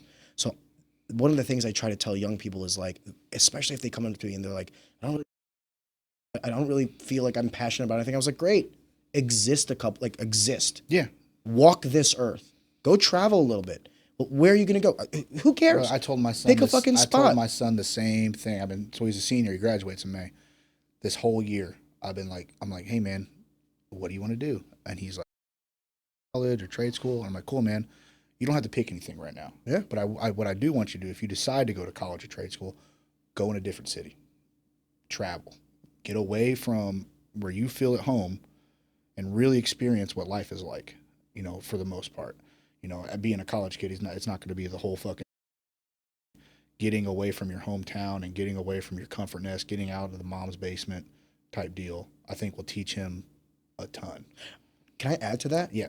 I also don't think there's any wrong path. No, I don't think so either. There will be, only so many medical doctors in this world. There will be electricians, truck drivers, name your labor source. There will only be so many of them. And like we said earlier, there's no one size that fits all in martial arts. Yeah. There's also no one size that fits all in life. Yeah. In that there are going to be so many pressures, going to be self-fulfilling pressures you put on yourself. The last thing you need is some people that you don't fucking know to pressure you into acts you don't want to do. Yeah. To make people you don't even like happy. Yeah. You know what I mean? As long as you're not hurting anybody, stealing, and all these other things, sense for you. And if you don't know what makes sense for you, then exist. Go find out. Just like make a few fucking mistakes. Be stupid. Like the only wrong course of action is inaction. Yes. Is just staying put 1,000%. and doing nothing. That's the only bad thing. Yep. Agreed. 1,000. I was trying to impart on him is like, you know, hey man, like there's more to the world outside of like your house and your school and the like, people that you know. And the people that you know. And like you might not, like in 2 years you might not even like these motherfuckers anymore.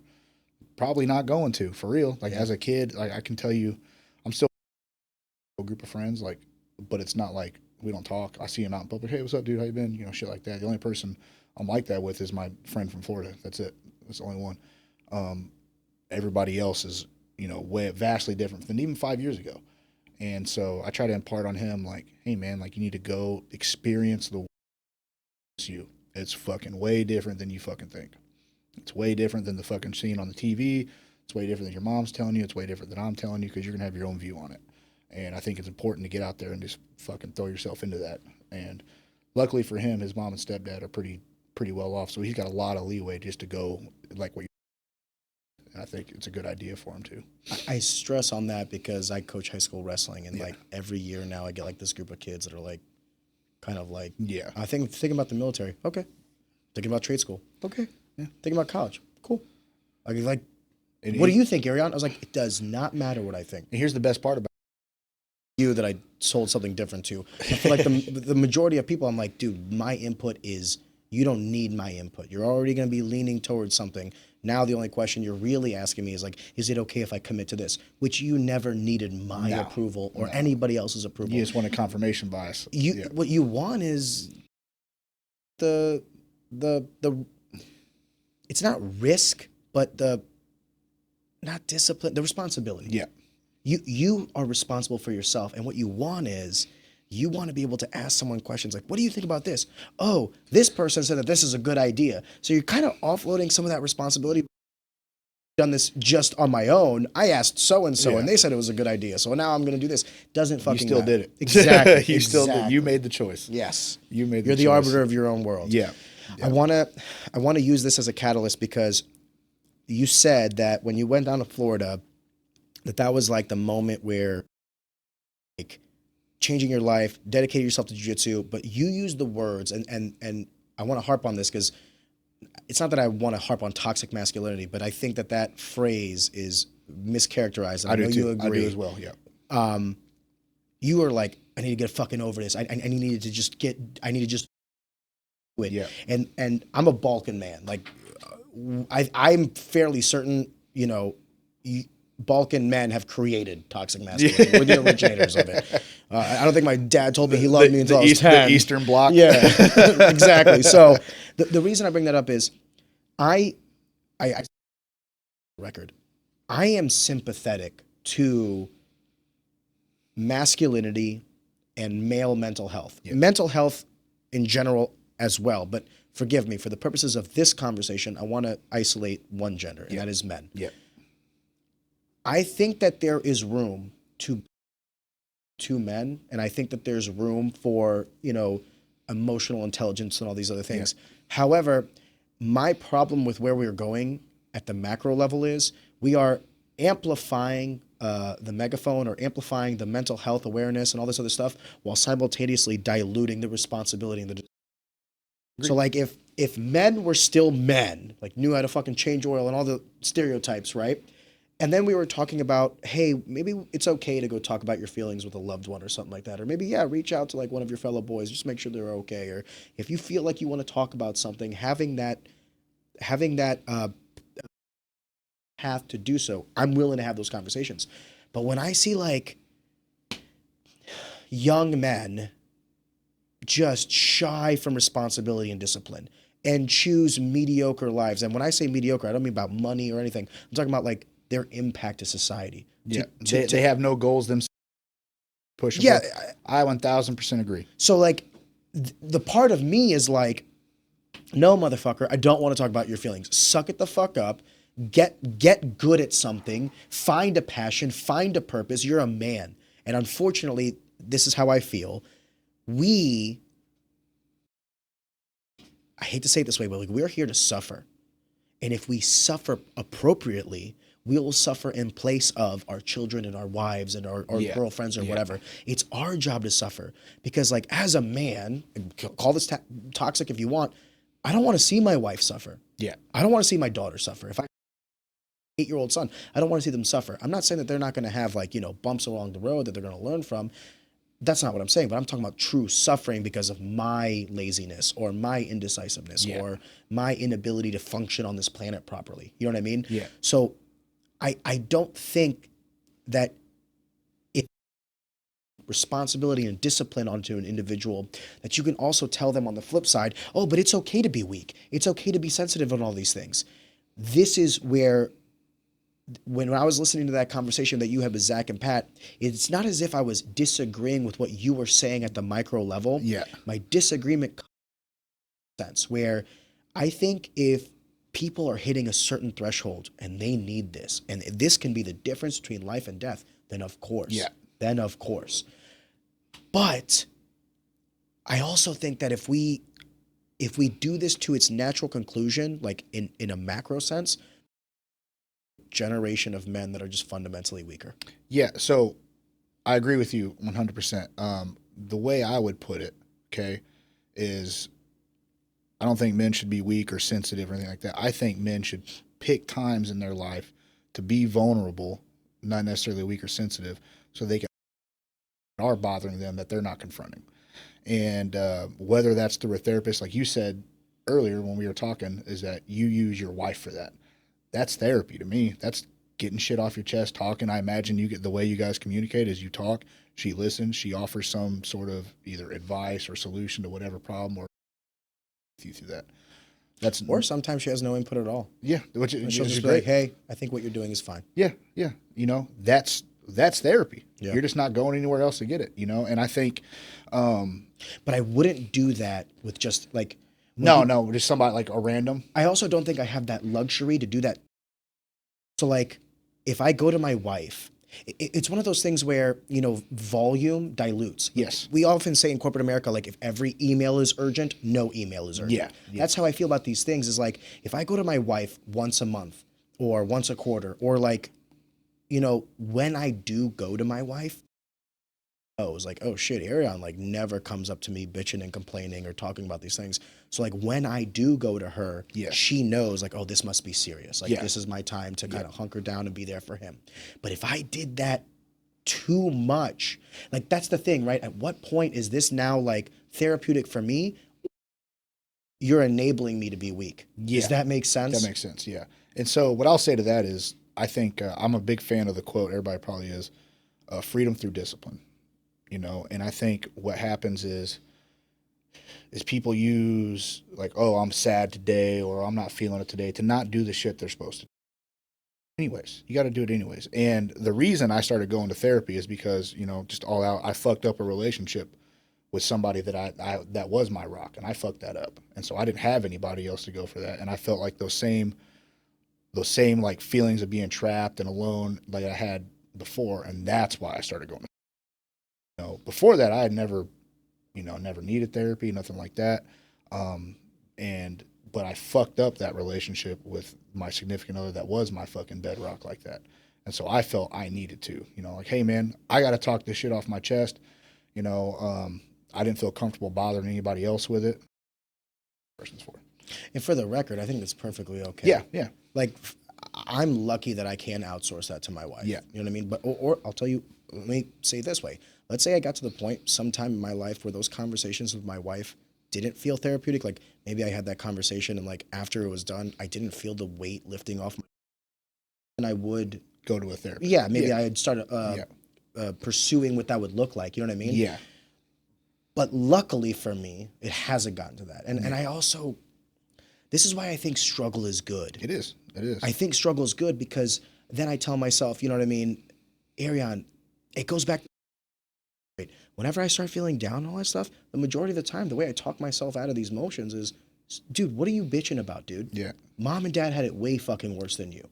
You're being like, yeah, your life is hard and all that. Get over it. And I think being real like with yourself is like that too. You know, it's something I've had to do as well. And it's essentially, therapist told me this at one point. Like, these are not big problems. You are making these big problems. And if you just take 20 seconds to yourself and be like, yo, stop, you know, or fucking sack up or whatever, you'll feel that way as well. And she was right. So then let me ask you this, because sometimes I feel like I'm being a douche. Mental health. So like on one frame, I acknowledge its importance. Yeah. I know it is. Your story is a prime example of one such case, right? Yeah. But then on the flip side too, like I feel so desensitized because like there's a big part of me that's like, it's not manly from you to let this take you. So I'm kind of like at odds, like I'm battling within myself. Like if a friend comes up to me and they're like, Ariane, I'm really sad or whatever, I'll listen to them. Yeah. But then my toxic trait is I'll listen to them and then they're explaining themselves to me and I'll be like, dude, what are you? This is not even an issue. Like, this is what got you worked up. I don't think when we're talking about like going to someone and talking to someone, let me add a variable to that. I'd be curious if you disagree or agree.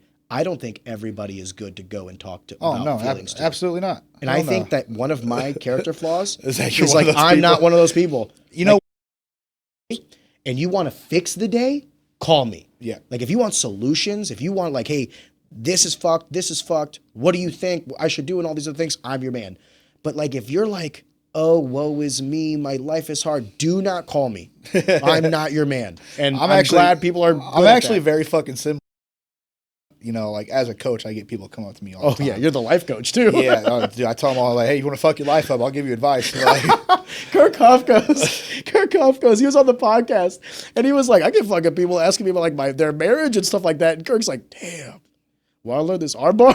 Yeah, for real. I mean, honestly, it's like, especially the younger guys, man. I got a bunch of younger guys on the team that are always like, oh, this sucks, this. I'm like, bro, it's not that fucking serious, dude. It's not like you're not gonna remember this in 5 years. Well, I just had a fighter turn 25 too, and I told them, I was like, they were bitching about something, and I was like, dude, you think in the same pattern in a year. Yeah.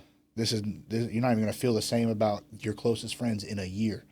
All this is gonna change. It's not a fucking big deal. Fucking, you know, it'll be all right. Now they come to me like, oh man, I just fucking want to kill myself. Then we'll sit down and talk. You know what I mean? But I think there's a happy medium. Like I'm like, hey man, be open, be vulnerable when you need to.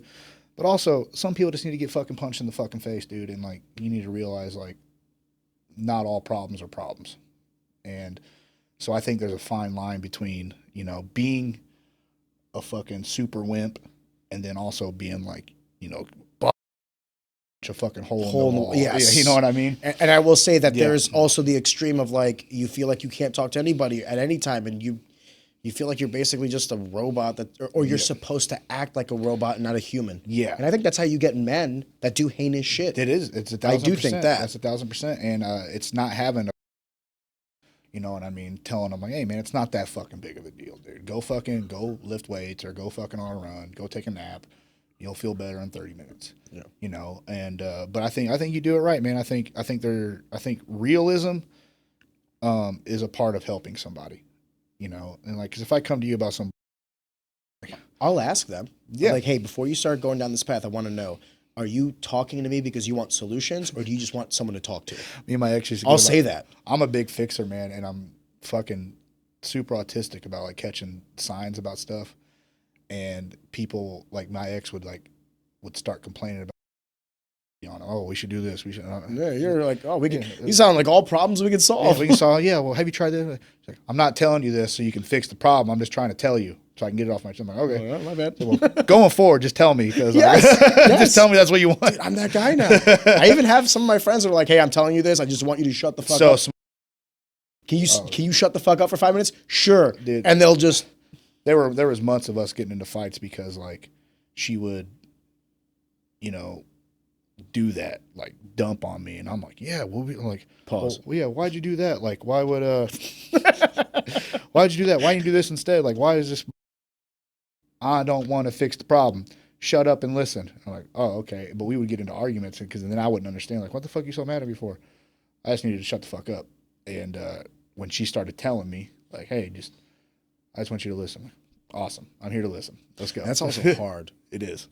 It's also hard because if I feel like I know the answer and I feel like I can fix it, having to refrain yourself. I want to That's fucking what I'm fix saying, it, dude. I want to fix it.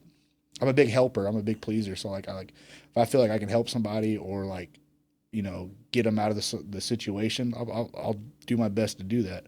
So when somebody tells me don't do that, I'm like, fuck, all right. Yeah. It's like I've been married now. It'll be 3 years in May.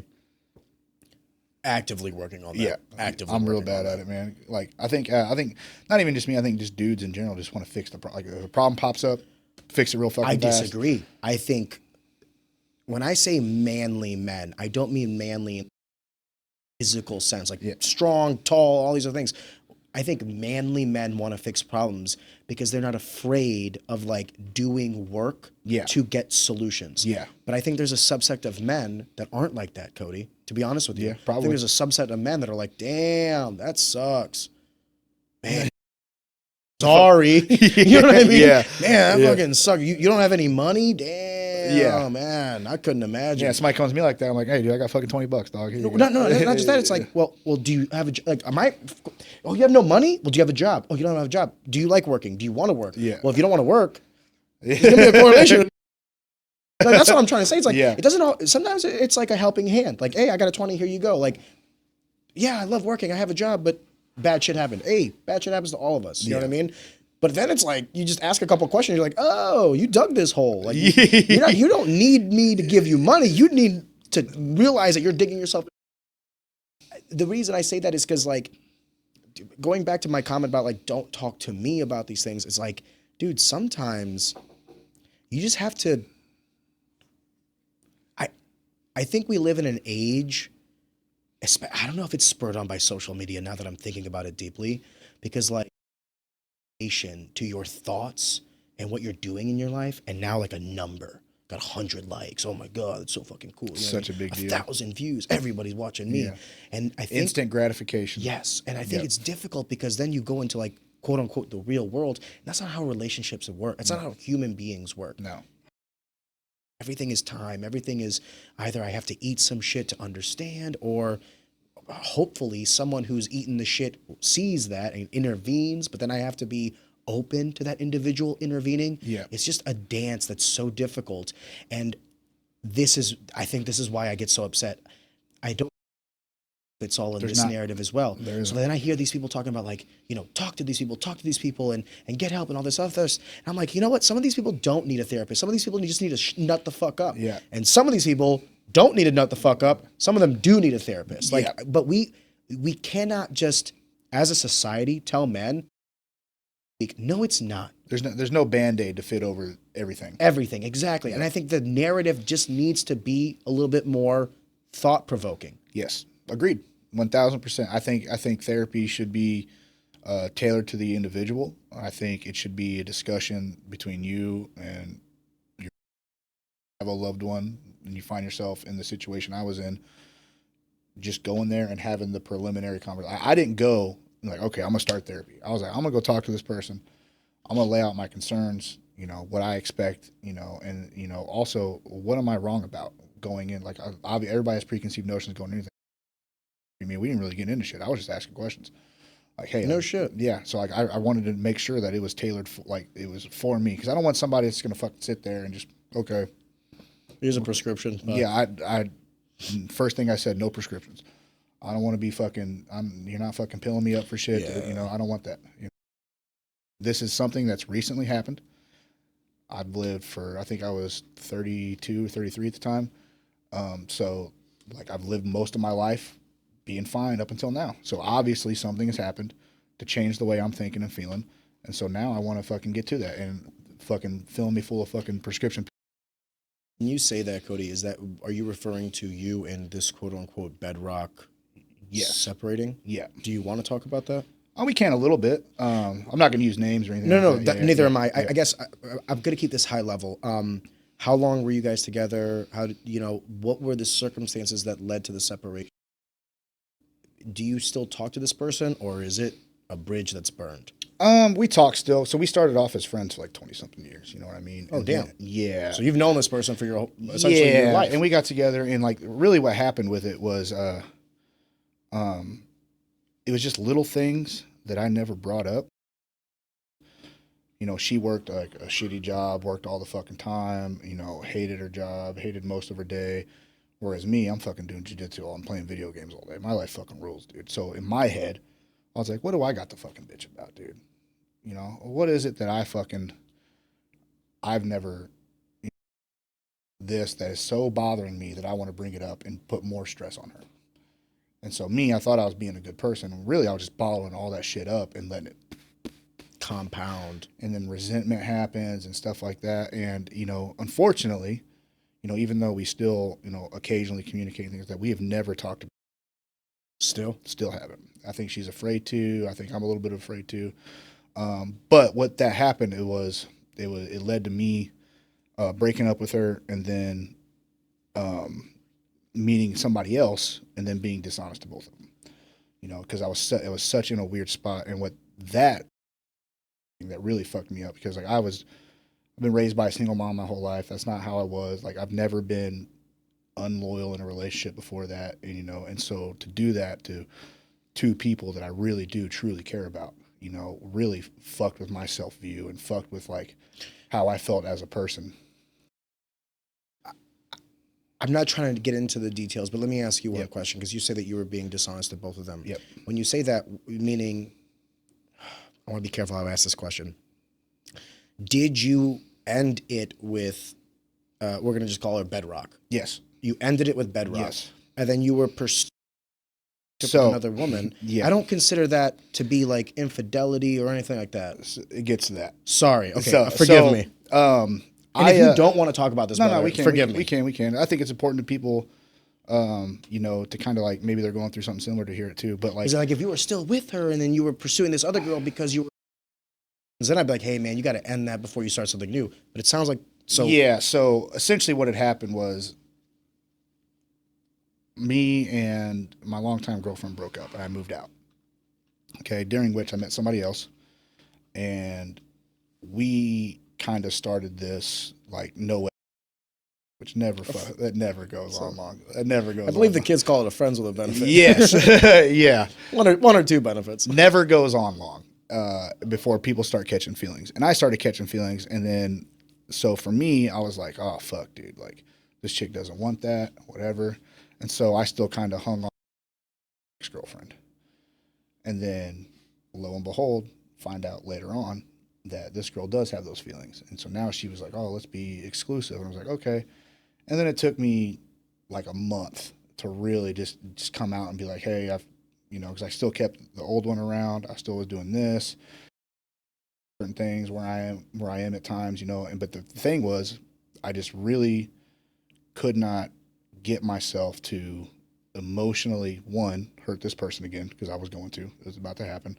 And two, I was like, man, like, am I going to risk losing the emotional anchor I have for this person who says they have it, but, you know, up until now has just been telling me like we're nothing like that. We're just friends with benefits, whatever. But now all of a sudden, now we're talking about real feelings. See, when you add the variables to it, it's not as if, because like originally it's like, oh damn, you're a two-timer. You know what I mean? No. What it is to navigate waters as best as you can. Yeah, and I would actually go as far as to say, not to like nut ride you, it's very commendable that you were honest about it. Yeah, so a lot of guys would not be. Brother. It took me a while to get honest about it, because I was like, oh, you know, like people know when they're doing wrong stuff, man. You know in your mind when you're doing wrong stuff, and I had multiple. Hey, man, I need to fucking do this right. You know, you got to pull the fucking Band-Aid off, whatever, and I just didn't do it. I was scared to. I was a coward to do it. And then eventually, living essentially what is a double life for like a month and a half, because this girl you know, let's be exclusive. I really care for you, this and that. We can figure out labels later. I was like, fuck yeah. I was in on it. And then, but I could not get myself to fucking actually pull the plug on it. And then finally, after about a month of doing this, a month and a half or so, I was fucking inside, dude. It got so bad to where the new girl was like, hey, something's going on with you. They're obviously not fucking happy, blah, blah, this and that. So then I came out to both of them. I was like, look, man, I was like, I've been doing this for like I've been really, really in the wrong for about a month and a half. But if we're going to go back, and I'm going to be honest to myself the whole time. And, I don't know if you could say the whole time. I think I was doing a lot of leading on to the other one because I knew she wanted to get back with me. I knew she wanted to continue the relationship. I just didn't know that this one did as well. And so I kind of had like what I've found out through therapy, how I was raised and things like that. And so like I felt like I was going to be alone. And so I was like, well, I know she's going to be there for me. Oh, you're kind of like hedging your bets kind of thing. Yeah. And that's wrong. That was wrong of me. That was really wrong of me. And may I ask what the solution is? This like recent and it's still playing out? This was years ago. Okay, so resolution to I got yelled at a lot. I still get yelled at a lot occasionally. It must be tough to be angry at a black belt and know like I can't fucking beat you up, so here's an earful. Can't get anybody to beat you up. You're gonna listen to me now. Yeah, and and then me and the new girl kind of had like this off and on thing for a while. So you cut it off 100% with Bedrock. Yeah. Yeah, Gotcha. and it's we've had so you didn't want to get back with Bedrock, like you did not want to get like when it was done. It was done. There was a solid month. I was really I did cut things off with the new girl. I said, hey, I'm going to work on my old relationship, this and that, and she was like, all right, cool. That's when I should have been serious about it. But the problem was we never talked about the issues underlying why you broke up to begin with. We never did, and so those came back up, and it just really turned me off. And and at that point I started missing the other one. And so that's when things started getting real muddy. I had a friend who recently got a divorce, and it might be like the one divorce that I've ever seen go cordial. And it was the weirdest thing though, because he initiated and he was like blindsided. He's like, what do you mean? And she's like, I'm feeling myself falling out of love for you. You're changing. They didn't have any kids. So like, that's also like a paradigm. So like when you're talking about divorce, like the biggest reason I hear people staying together is for the kids, right? Right or wrong. I'm not a big fan of it. I think it depends on how you execute it. Yeah. If you hold on to resentment, like if kids are going to see that shit. Their life's going to be terrible. So I've seen people, I've seen more people do it wrong. Yes. But I have seen some people do it right enough to where I go, you got to, if you're going to do that, you better realize that you are now living for your kids. Yeah. And if you can make that distinction, okay. But if not, then get a divorce. Yeah. Because you guys are going to resent, and it's going to blow over, and it's going to feed them negatively. It's going to affect the kids. The kids are going to notice. I think it's probably better off to divorce. But anyway, for this story, they didn't have any kids. But he was blindsided. He's like, what do you mean? We've been married for 2.5 years. She's like, you decided to do this, that, or the other. And she's like, and I want to do this now while I still love you before I start to resent you. And this gets ugly. Like that was like the verbiage that she used with him is like, I want to do this now while I still love and admire and I know where this is going. Like she's like, I've the fact that I'm having this conversation with you, I've already decided. And she's like, I don't want to get to the point where we resent one another and we start hurting one another through this divorce process. Yeah. And it's not like a financial thing. She didn't go after him for anything. They were both relatively successful. So she was just like, aged. I don't want to like force you to be someone you're not to be with me. I think right now it's like better to pursue separation before we start to force this to work and then resent each other. And then who knows? It's a very grown up response. Exactly.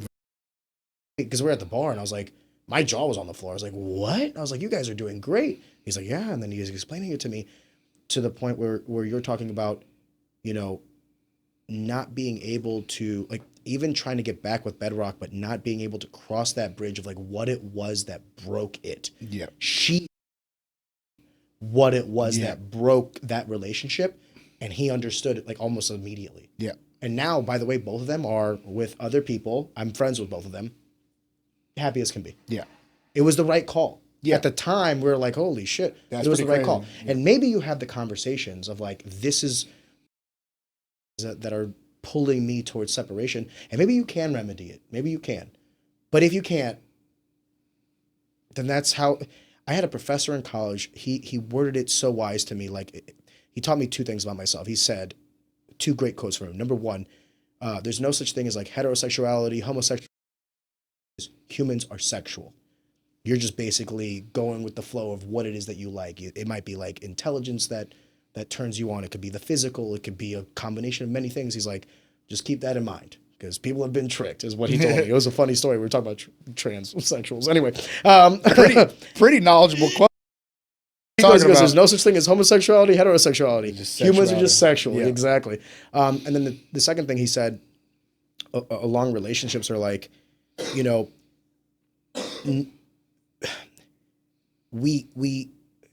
I want to like quote him verbatim. We looking for someone to spend our lives with. Yeah. That sometimes it's okay to just experience a portion of life with someone, and then when that ends, be thankful for that time. Yeah, yeah. And I was like, damn. That makes a lot of sense. He was just like, you don't, like, maybe it ends because of bad reasons.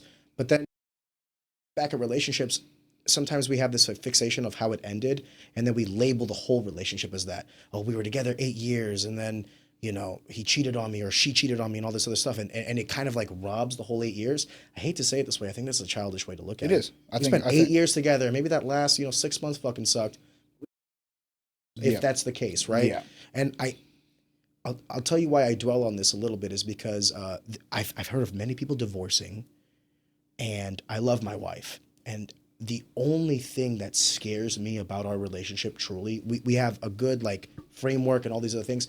I've heard of stories of people saying like, she just fell out of love with me, or it was awesome, and then he got this new job and he was never home, and then he came home one day and said like, I don't even know why I'm with you. Like, there are circumstances where people can change in isolation, and that's the only thing I'm truly worried about. I think that right there was the biggest thing that drove me into doing what I did. It was just that fear of being like out of like me waking up one day and now I'm fucking alone, and I had a really traumatic childhood, and so a lot of that comes out when I start talking about that stuff. Like, I don't want to be fucking, being left alone is super scary to me.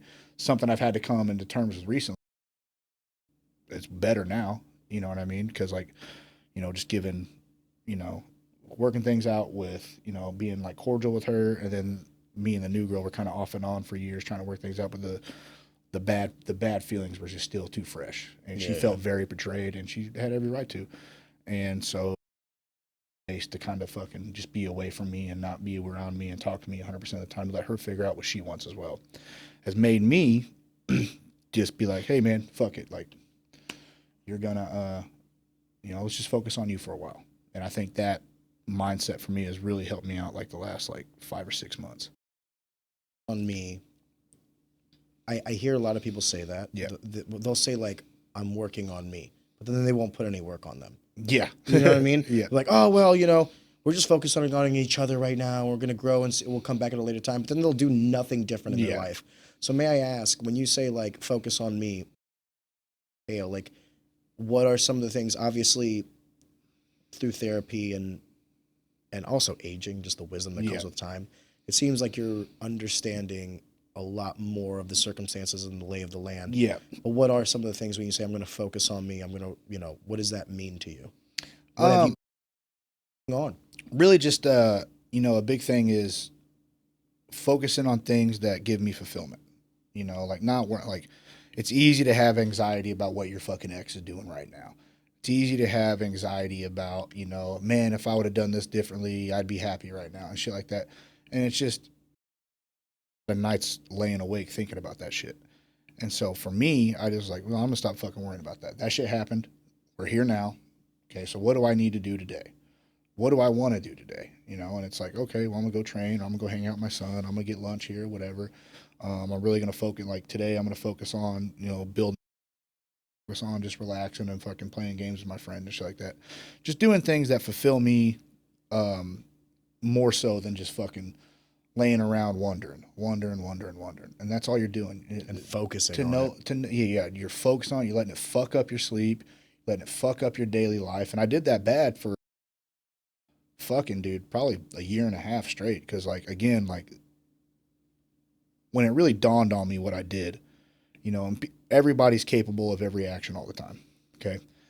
It's who you are as a person that comes out of what you do and don't do. And the fact that I did something that was so antithesis to who I am and who I believe, you know, self-view.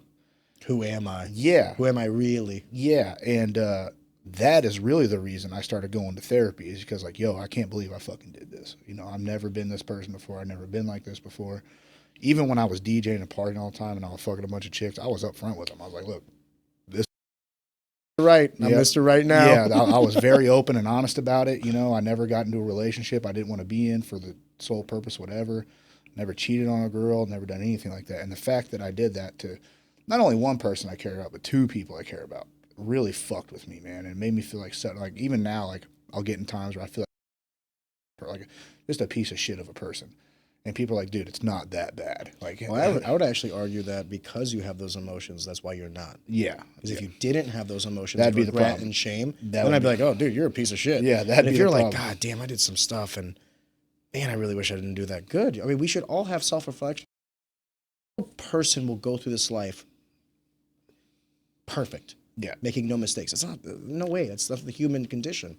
But we should, when someone says like, oh, I want to die with no regrets. Motherfucker, I have an endless list of regrets already. Yeah. What you meant to say was, I don't want to die with any shame. Yeah. You know what I mean? And shame, you shameful acts and then repent. And I'm not saying like in the sense of like a biblical sense. Yeah. I'm saying like, I did something fucked up. I need to remedy this situation. Yeah, address it. Yes, I need to don't hide from it. I need to cross this bridge either internally, externally, both, what have you. But what I can't do is shy from it, hide it. Yeah, I've never hide from it, man. Yeah. I've been open about it, and I think I also mean just internally. Like maybe you don't want to tell anybody. Yeah. That's fine. You know what I mean?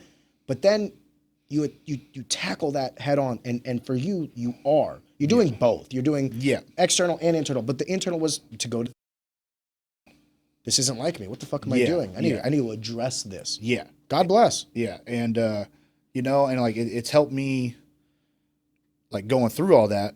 Now I'm like, you know what? I'm gonna leave them alone. I don't need to, you know, try to like, they know how I feel. I've tried to remedy the situation. Receptacle to it. That's their choice. It is what it is. I just move on with my life. You did the most right you could given the circumstances. Yep. That's all we can do sometimes. And you know, like, you know, they'll heal in their own way. I'll heal in my own way, and we'll move on with our fucking lives, pretty much. One of the things about you that I think is actually you were briefly talking about moving over to Japan and the possibilities and the opportunities out there, but it made me immediately think of like anime and stuff, which then made me think about the part in Zach and Pat where you were like, actually, I'm a really big fucking nerd. Massive. I find that between like all that shit that is like quote unquote nerdy and martial arts. Oh, 1,000%, dude. I was into Dragon Ball Z when I was growing up. I played a bunch of fucking I still play a bunch of fucking video games. Yeah. I did my first D&D campaign a month ago. Let me tell you Did you love it? It was I'll say this right now.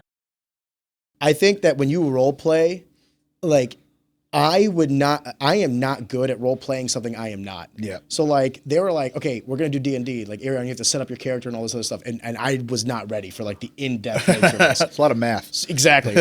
So like I'm setting up my character, right? I did all like Constitution, you know what I mean? Endurance, whatever the fuck it was. And they're like, what's your starting out gear? I go, I got a battle axe and a warhammer. I was a black gnome barbarian. Hell yeah, dude. Who was so stupid, I didn't know any languages because I didn't set my languages up. So I had to communicate in a series of grunts. That's the best, dude. But that's for 8 fucking hours. Yes. 8 hours. And by the way, we didn't even finish the campaign. But like I'm like out of my chair and I'm like showing that I'm punching a fucking wraith or whatever the fuck. It was actually a fun time, but because of 2 variables, the people there and the dungeon master. Thank God for her. Aaron, you're a gem. But what I'm trying to say is face value, you would not think that I'm into this shit. Yeah. And honestly, some of it surprises even me. It makes me think that there was an entire generation of people that felt like they couldn't be themselves because they would be ostracized by society 100%. for shit that like we all actually. So many guys are like jocks, other jocks that would like shit on the nerds. Meanwhile, you're a fucking closet nerd yourself, dude. You know, I think the biggest benefactor of this is Toonami. Yes. We were getting out of school. Toonami was on. Yes. Everybody fucking watched Toonami. Dude, I would have to good. run. My bus would drop us off and we would run. I think it was like 4 o'clock that DBZ started. DBZ. And we would get off the bus at like 3:55. Just bangers, dude. DBZ, Rurouni Kenshin, Yu Yu Hakusho. Yu Yu all Hakusho. in a row. Boom. Dude, OG Naruto. Yep. OG, I'm talking about like the first 50 episodes. Yeah. Dude, I remember, did you watch Naruto? Yeah. The Chunin exam Yep. arc. It was like, this is how stupid this shit is, but like so memorable. Like no one else was in the house. So it's just me. I made some popcorn. I had some soda. I was like, okay, it was Rock Lee versus Gaara. That's when like That's the fucking That's fight. what it takes I'm off. sitting here, fucking 14-year-old there. I was like, holy shit, boy. I love this culture. Yeah. I love everything about anime, about video games, about cartoons, about comic books, all this shit. And I'll tell you this, the value that I got as an individual from video games or this media is immense. Yeah. I played a game called Final Fantasy VII on the PS1 when I was like 6 or 7 years old. And I had trouble because English was my second language. Yeah. I had trouble like speaking English and like reading and writing. I didn't know it, you know what I mean? And my mom and my dad, they would try so hard to teach me. They would sit with me with the Cat in the Hat and I'd be a fucking you know what I mean? Yeah. My brother got like a PS1 or talked my family into getting a PS1. Yeah. And he had bought Final Fantasy VII. And anybody that knows, the whole game is text. Yep. So like if I wanted to understand what the fuck was going on in the game or even how to play the game, I had to learn English. It forced me. I didn't learn to read. I have so many core memories off Final Fantasy VII, man. That's my favorite game of all time. I think it's the greatest role-playing game of all time. I think it's had the biggest impact. But I remember me and my friend Jesse, okay, when I think we were in 6th grade, we would stay at his house every weekend trying to beat it. And I remember take turns, like 6-hour shifts overnight playing the game. And I remember when he woke me up telling me he breeded a golden chocobo.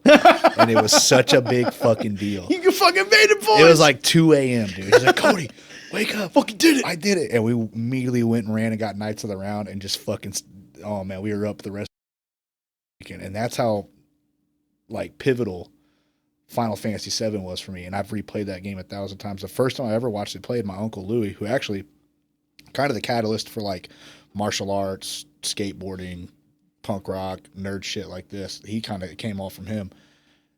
He lived with us, he said, before I even played it. And I remember him going, yeah, I'm going to try to beat, I'll show you the final boss. I can't beat him.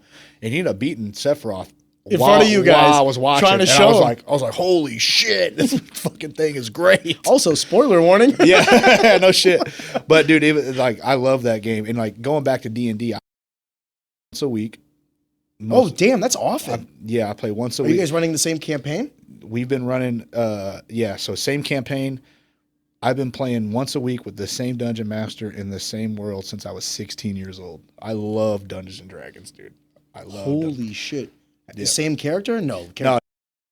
We go through different. I didn't realize the weight of that. So like my barbarian went from level 1 to level 2 in this campaign. Yeah. And I was like, how many levels are I started asking questions and stuff like that. And like they were telling me, they're like, dude, there's been people that have had like the same character for like 18 years. We have, so like, he has kind of like an evolving world. So like if we have a character that survives the campaign, he'll world and like depending on, so like, but this is 20 years of this shit, dude. And it's fucking. Dude, shout out to that dungeon master. Oh, he's the best. His name's Mike. Mike Enos, dude. He's the best. Like I've played with other people. No one cares like this guy cares. And when you got a guy that cares, that's when it fucking. That's what makes it fun. That's yes. I'll go with that. There was the one guy in there, so like, kind of like fucking around with it. This is our first time. Yeah. And this one guy who picked up being the wizard. I didn't realize that like. I didn't know anything about this. Let me start with that. Yeah. Okay. I played Baldur's Gate 3 and I was like, oh, that's pretty fun. Baldur's you know Gate 3 fucking rules. Yes, dude. it's a great game. But I didn't realize that like the whole combat system and stuff like that is D&D essentially. and everything. Anyway, we get there and this guy's in like, he's in the zone. Like he's talking with an accent and he's like, I have a little parrot on my shoulder. I'm like, this, I was like, dude, I was not prepared for this. To the end, going back to what I was saying about like role playing, I role played as me. So like by the end of the night, I had in my ass, butt naked. Hell yeah. I had a warhammer and a battle axe. And by the way, I had punched 4 different things to death because like I had lost my weapons at some point, and so I had to like fist fight. I don't even know what D&D is. Dungeons and Dragons. This was basically like video games before video games. Yeah, basically, you were imagining RPGs, it all. the original. It sounds so stupid. I know it from like Stranger Things. Okay, so yes, from Stranger Things. Yeah. It sounds so stupid, and I'm not gonna lie to you. Sounds fun as fuck. Well, I'm not gonna lie to you. When they asked me to do this, first of all, I was like kind of Was there a drink there on the side? yeah, dude, we were fucking Okay, by okay. 8 hours. Yeah. By hour 8, Tony, I was And shit, dude. yeah. We're fucking up. That's can I be honest with you? That's half the fucking fun. Yeah, too. it's a blast. Do you know how rare it is? You have it once a week. God bless you. Yep. You know how rare it is for me to be able to take like 6 hours and go fuck off? Like outside of this podcast and like the time I spend with my family, I don't have free time. Yeah. So for like Aaron and a half, like, hey, on this day we want to do this, like clear your schedule. And I did. It's funny, like in D&D circles, that's the big joke. Like the hardest part about D&D is getting Getting there, everybody yeah. together. Especially if they're older. We were supposed to play yesterday, and like 2 dudes dropped out, and so we ended up not playing. Which That's- it happens, and it ruins it for everybody else. Yeah, 'Cause everybody- you can't continue the campaign. Everybody's adults, man. So like shit happens. But like if you have like Well, if you don't have the dungeon master there, you're not doing it. yeah, and so that The game master. So think of them as like the storyteller. Yeah, the storyteller. Yeah. And so like that's the big thing is like, like we have a group of it's 4 of us and a dungeon master. And he won't play if there's not 3 of us. Yeah. Because he's like, man, it's like we'll end up talking You'd about have a other whole shit. lot of things happen, and the guy's like, wait, what? Yeah, pretty much, yeah. And so yesterday he had something come up, so we couldn't play anyways. But like that's a big part of it is like getting the whole group together is rare. Yeah. But like there's always usually like I don't do shit on Saturday, so like I'm there. So I also an immense amount of was World of Warcraft. Hell yeah. When me and my now wife started dating, she was like perplexed. She came into my apartment. I had a 1-bedroom apartment at the time. I didn't even have like a dining room table. What I did was I refurbished like the kitchen to be like my gaming spot. Hell yeah. So I had my bedroom, and then I had / office for work as well. But Who the fuck needs a dining room table? exactly. dude? Well, she's like, you don't have a kitchen table? I go, no. She's like, where do you eat? I was like, at my desk. Yeah. Yes. She's like, don't you have people over? I go, yeah. And we don't sit in my kitchen. We go, you know what I mean? Yeah. I was like, you don't want the answer to that question. Yeah. I eat in my bed or the couch or. So it was a culture. Raid leader and a guild master Yeah. of my WoW guild, and like when we moved in together, we had raid nights and stuff like that. My wife was like, "Holy shit, what the fuck is going on?" I was like, "You have to understand." This is life. Well, there's 39 other people because we were playing classic WoW. Yeah. There's 39 other people that need me on raid night. I'm the main tank. What the fuck do you need? So she would like list part that irritated me because like my office was like next to our bedroom, so like everything I was saying she could fucking hear. And then in the She's morning she'd be like, roasting you from "How about that fucking bitch you had when you were 18, huh?" I was like, you weren't supposed to hear that. You need to start wearing headphones when I'm playing games. No, it got to the point once she got pregnant. Unfortunately. Life happens. Not unfortunately, but like I think everything you said it earlier, everything had to happen the way it happened for me to get and arrive to this moment. Yep. And I'm glad it did. I spent endless hours in Azeroth. I spent endless hours in Spira. I spent endless hours in these make-believe worlds. From Final Fantasy X was one of the best storytelling games I've ever Super played good. in my life. And it told me about, racism. It told me about religion. It told me about, that game had many life lessons in it that I didn't realize when 10-year-old Arion was playing it, that I look back on it now. Very serious story for a 10-year-old to be playing. I think that's the big impact on like what you would call like nerd culture or something like that. Because like growing up, being into that stuff, like you weren't hanging out with people, so you didn't experience like what you just said, racism or religion or things like that traditionally. Yeah, that's how you experience. And I think a lot of people, that's why they're so connected to these, because like that was their first emotional response to a lot of these things, and because you're not traditionally hanging out with like a group of friends or things like that, or maybe you are and you guys are doing that too. Well, what if I added a different paradigm, and this is like now getting to the dark part of it? isolated to ourselves. Yes. When I played Banjo-Kazooie and N64, I wasn't eternally online or like a chat or whatever, and I could talk to people. The reason I bring that up is there is like nerd culture is and will always be that, like the good aspects of the culture, games and comic books and all that stuff, storytelling and all these other things. However, it is actively being hijacked, especially now with like eternally online shit. Yep. Have you heard of the game Roblox? Yeah. So essentially it's like, like games within games. Like Roblox is, let me explain this as best I can. So Roblox is a game, like worlds and like campaigns, and you can have games within games. So like in Roblox, you can create a game where it's like Mario Kart, but in Roblox engine. And you can also play a game where it's like a shooter, but in the Roblox engine. And the reason why so many people love this is because it's free. So like people can get into it. And then obviously there's monetization through like the servers and stuff like that. Yeah. But it's the graphics are these like blocks and everything. And it's very enticing to kids. Yep.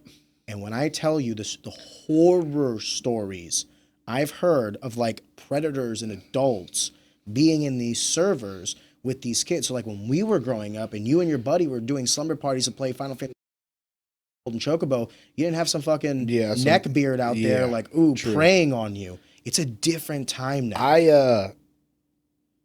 I'm a firm believer in keeping kids under 17 off the internet. Agreed. I think France just passed a law where I think it was 16 or 17. I think that's only on social media. Yeah. You can't. I agree. I love that. I think it should be 18. And online games where they have. I think they need to have a separate server for under 18. That or no chat capability. Yeah, I just don't like the idea of eternally online. Yeah, same. Does that make sense? Same. Like, not every game needs to be in a lobby for like a Call of Duty game. You're hearing some And everybody's played like not everybody, but do you remember like Halo 3 days? Yep. You'd get on a fucking server and hear the wildest hard R's. Bro. Just, I mean, you're in there and it's like. Our peak was during COVID. Modern Warfare came back. Oh my God. Dude, even like NBA 2K, like my buddy, I have a buddy named Gabe, and he shared. He's a big black dude. He shared a screenshot he had last year of him playing this guy on NBA 2K, and it said his name was Bring Back Slavery. And he was like, what the fuck? Did he beat him? Did he put 30 on him in the first quarter? He said, I definitely handed this dude. I'd do it for my ancestors. Gaming's gotten soft. Like, one of my suite mates just got fucking suspended. So we're gonna get to that, but you're kind of jumping the shark on the conversation. You're not wrong though, but this is like a reaction too. So like the is that gaming has fundamentally changed since like when you were and I were a kid. Absolutely. And now the problem is the fundamental like model for monetization is no longer there's no money in building a game that takes $300 million to make, and then like you have to sell how many millions of it's done. So now what they do is like games as a service seems to be the way, like the cash cow. So like they'll give you Call of Duty for free to play Warzone, and then Warzone has the battle pass, and Warzone has all these other things. So they want to create this like economy within the game, and what better way to do it is to constantly keep people connected. Bad example for this specific example of like praying, because Warzone still has that method of like you get into a lobby, isolated game, you're done, right? But these games like Roblox and stuff, I want to be careful how much I say, but you can chat with people throughout and interchangeable.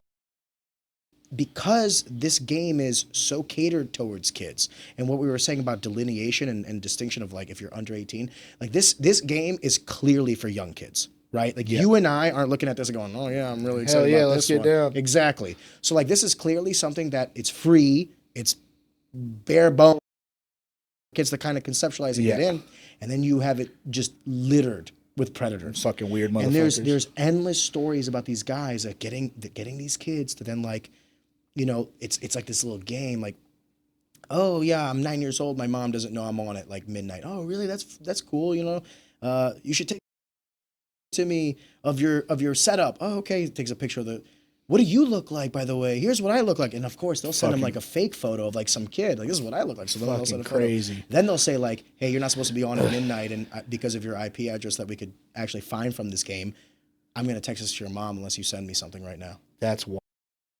starts. That's wild as fuck. It's so crazy how we're allowing. There's no physical place that we would allow like unfettered access from like random adults and kids. Fuck no. You take your kid to jiu-jitsu, right? You know the coach, like Coty Kellison. This is his place of business, and like the parents have the ability to sit there and watch if they want to. Yeah. And if their kid's like 13, 14, and they, you can go, I'll pick you up in an hour and a half. But at least you know where they're at. Where would we ever allow for like your kid? Because here's the thing, they're not playing for like 30 minutes. No, they're playing for like hours, 4 or 5 hours. 4 or 5 hours. Where just random adults can come and go as they please. Would you ever do that? Fuck no. But we let them do that every day. Yeah, that's fucking wild. Isn't that crazy? I think the same thing about like kids with Snapchat. I'm like, what the fuck? Why are you letting your kid have Snapchat? The fuck are you doing? You know what adults get up to on Snapchat? Dog? Yeah, well, it brings up a good point of like, we have to be honest about what these things are. Yeah. We have to be honest about what they are. We have to be honest about what social media is. We have to be honest about what the online ecosystem is and what these apps are for. Would you want your 13-year-old to get Hinge? What the fuck are we talking about? Yeah. You know what I mean? So like we acknowledge that that's not what we want. Yet we allow our 13-year-olds on Snapchat. We allow our 13-year-olds on Instagram and stuff like that. And what do you think they're doing? I'm here for the conversation if you don't think 18. If you're like, well, 16. Okay, whatever. I'm here for the conversation. But what I think we all agree on is, and to your point about the guardrails on the internet, what's happening now is we are trying to like legislate or censor everything in order to protect kids, when I think the much easier solution and like the actual tangible solution is to prevent them from getting on. Yeah, that's the only way to fix it. What are you going to do? All of the internet? Or are you going to say like, luck. Yeah, exactly. Good and that's the fucking other luck. thing. Good luck. First rule of legislation is never create a law you can't enforce. Yeah. So it's like, or do we start putting some of the onus on like the families and saying like, no, you can't have Instagram until you're 18. And in order to get Instagram, here's a slippery slope. Do we have to sign up for Instagram or stuff like that? I think there's like a happy medium of like, well, there should be like a team on Meta that scours accounts and use AI if you want to. And it's like, hey, this AI flagged that this kid looks 16, and then have a human go in there and double check. Like, are you on here when you shouldn't be? I don't think you have to get to like Big Brother levels. No. Easily accessible. Putting things. it on the companies and putting it on the parents, I think is the way If to you do put it on the companies, you're going to get Big Brother. Yeah. That's the thing. Because if they're not you going put to it on the companies, because they're not going to do it. Well, when we say put it on the companies, you either have to do one of two things. You either have to get government involved, which then they're going to over on that because they don't want to get fined, they don't want to get the fee. So instead they'll just be like, whatever, we're going to AI the whole thing, and you might just be a 20-year-old with a baby face. Yeah. Now you can't get on social media. You know what I True. mean? Or what it always should have been, or on the parents. I have a friend of mine who has 2 kids. She's a single mom, and like they have iPhones, like kid iPhones. That iPhone, all it can do is like call and text, and every single thing they do on there. And there's like some websites you can go to, like the school portals and stuff like that. But it's like she has full authority on these phones. The list of websites that they can go to, their contacts, every single message. She's like, sometimes I'll be talking to her friends, and I think that the cutest conversations. They're talking about like the lemonade stand. I like that idea too. But so then what we're saying is we're fine with Big Brother as long as it's familiar. Yeah. And that's how it was for the longest time. I mean, like, think about it. Like when I was a little kid, I had to be in by the lights turning on, or my mom would whoop my ass. I didn't have a cell phone until I was cell phone until it was a little different because I was a little younger than you. I didn't get a cell phone until my freshman year of high school. Yeah. And it was like that old Motorola Razor. Like, good luck trying to take a photo with that thing. Yeah, fucking potato it was ass basically, quality. yeah, my mom gave it to me because she's like, I'm doing sports now after school. I need a phone so I can communicate with her. Yeah. I think the majority of my phone calls were to my mom. Yeah. Great, but like that's like our first phones came with all the apps. Yes, that's what I'm saying. The difference is now the technology as well. It's not like, so I love the idea of something like that because it's not the same as when we were little. When we were home, and we weren't anywhere else. Be home and can be everywhere else. Yeah. And I just think that if people don't put the guardrails to protect their own kids, I think we start getting to like a dystopia of like government having to come in or companies coming in and doing it on our behalf. And then it's just going to be not going to protect kids because there's no way you could do something at a macro level better than a micro. No, because I mean, also kids are always learning, man. They're always going to figure it out. And they'll just find out, yeah. Oh, I can get a VPN. Now I'm in China. VPN, or if you do the kid iPhone thing, kid talks to his mom and they get him an adult iPhone, and now you have that problem as well. So the kids don't know that their mom can see everything. I think the way she's doing it is perfect. That's awesome. That's yeah. awesome. I have a daughter, and my goal is to minimize life-altering mistakes. And when she gets to like 13, I also don't want to limit technological world, right? So like you don't want them to be like technologically illiterate. But there's certain things they don't need though. Yeah, you're not gonna. My daughter will not have social media until she's my 18. ex had a teenage daughter, same age as my son, man, and it's brutal. Fuck me, it's fucking brutal. Fuck, it's crazy. Just from what, like the bullying or everything. Like, they're going through crazy amount of hormones. They're fucking acting wild anyways. And this shit's forever. Forever. Teenage boys are fucking Could you brutal, imagine dude? when you were 13 or 14, you had like a phone, and you could, all the dumb shit we would say and do, oh my God. You could record it and post it there forever? Could you imagine the I'm so glad. Brother, I can tell you some shit off camera. Yeah, I'm so glad. Some dumb shit I did when I was in high school that if people got a hold of today, I would not have a career anymore. Yeah. You know what I mean? Yeah. And it's just because I was being a dumb kid. Well, dude, I have shit that I've done that like there's no. I don't think you're okay. Like, don't get me wrong. It's not like I'm talking about like heinous acts of like violence or anything like that. But like, yeah, I mean, like, but bad jokes that should be made. No, definitely a lot of those. Yeah. But also like, yeah, bad acts. Like, dude, I remember one time we were throwing rocks at some sign because we thought it was fun, and we were trying to hit the like letters on the sign. We fucked that sign up.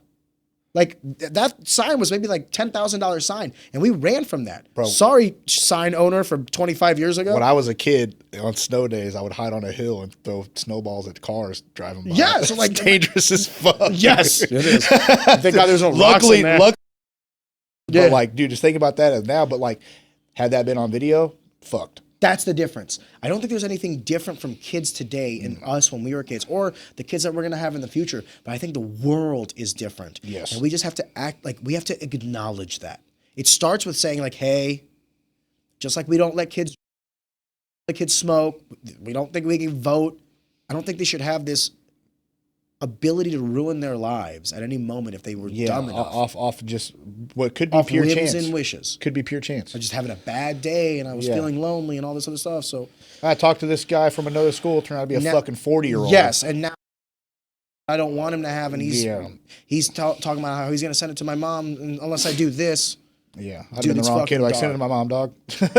And by the way, I got a buddy. I got two buddies now who are like in the FBI, and one of them works more of like drugs and narcotics. Like that's like where he's like this. Monday through Friday, 9 to 5. I'm trying to find and get guns, drugs, and criminals off the streets. Yeah. Right. The other guy, he's aged 20 years in the last 3 years. He just got this job like 3 or 4 years ago. CP, they investigate the guys. Absolutely brutal. Yeah, they investigate the guys that are like the predators, the ones that are preying on these kids that are trying to get them to send stuff. He goes, all day I just go through Discord messages. I have to, because they can subpoena anything that they want, you know what I mean? Within reason. But he's like, I just go through Discord messages and I go through Snapchat history. By the way, Snapchat, everything. Kids should not have Snapchat. Everything that you've ever done where it's on the cloud is in there. And that is like, that presents to you like a different thing now. Laws on the book against like, CP and all these other things. Yet, these companies save all of this data. So if you're a 16-year-old and you send a spicy photo to your boyfriend or girlfriend thinking that it's in isolation, and I'm not even talking about using the apps. If you're text messaging it to still them, the same thing. That's on a server somewhere. Think about it. There are companies with literally terabyte after terabyte of content that if any one of us had on our computers or our phones, we go to the box. Fucking prison. We go to the box. And like I get people all the time. Like I use Snapchat fairly frequently. I have like a couple group chats I have fun with. I have Snapchat as well. I use people, my friends from overseas, but people I've That had, and WhatsApp. yeah, being recently back into the dating scene, I've had like, you know, girls like, oh, you have Snapchat, that's a red flag. I'm like, Snapchat's a red flag now? Apparently. In dating? apparently, I don't Well, how know. do they contact each other? I Just don't regular know. phone numbers? Regular phone number. That's so Sounds so whack. whack. But like they're like, oh, you only kids use Snapchat. Like kids should not use. Only adults should use Snapchat. Yeah, I agree. What the fuck are you talking What do you about? mean kids use Snapchat? I'm like, what? The kids should not use Snapchat. You should not be able to use Snapchat until you're over 18. Agreed, 1000%. But I've had You like shut up. You said gone on any dates with any chicks or anything like that. But like just like, you know, like, oh, That's hey, just so what's wild. up, shit like that. But like, yeah, I'm like I feel like we do a whole podcast on dating in your 30s. oh, too, dude, it's fucking terrible. It's fucking terrible. Dude. Everyone says that, both men and women. It's the worst. What do you think? What do you think the main variable for that? Like, what makes it so bad? Do you think? I'm sure it's a pie chart. There's like a bunch of things. Yeah. But So what do you think is the main topping on that? I think Trauma. trauma is a big one. And I think people going into it, they have an idea of what they want and no box. You know, I think especially as like 30-year-olds, like your life it has been so unique compared to everybody else's.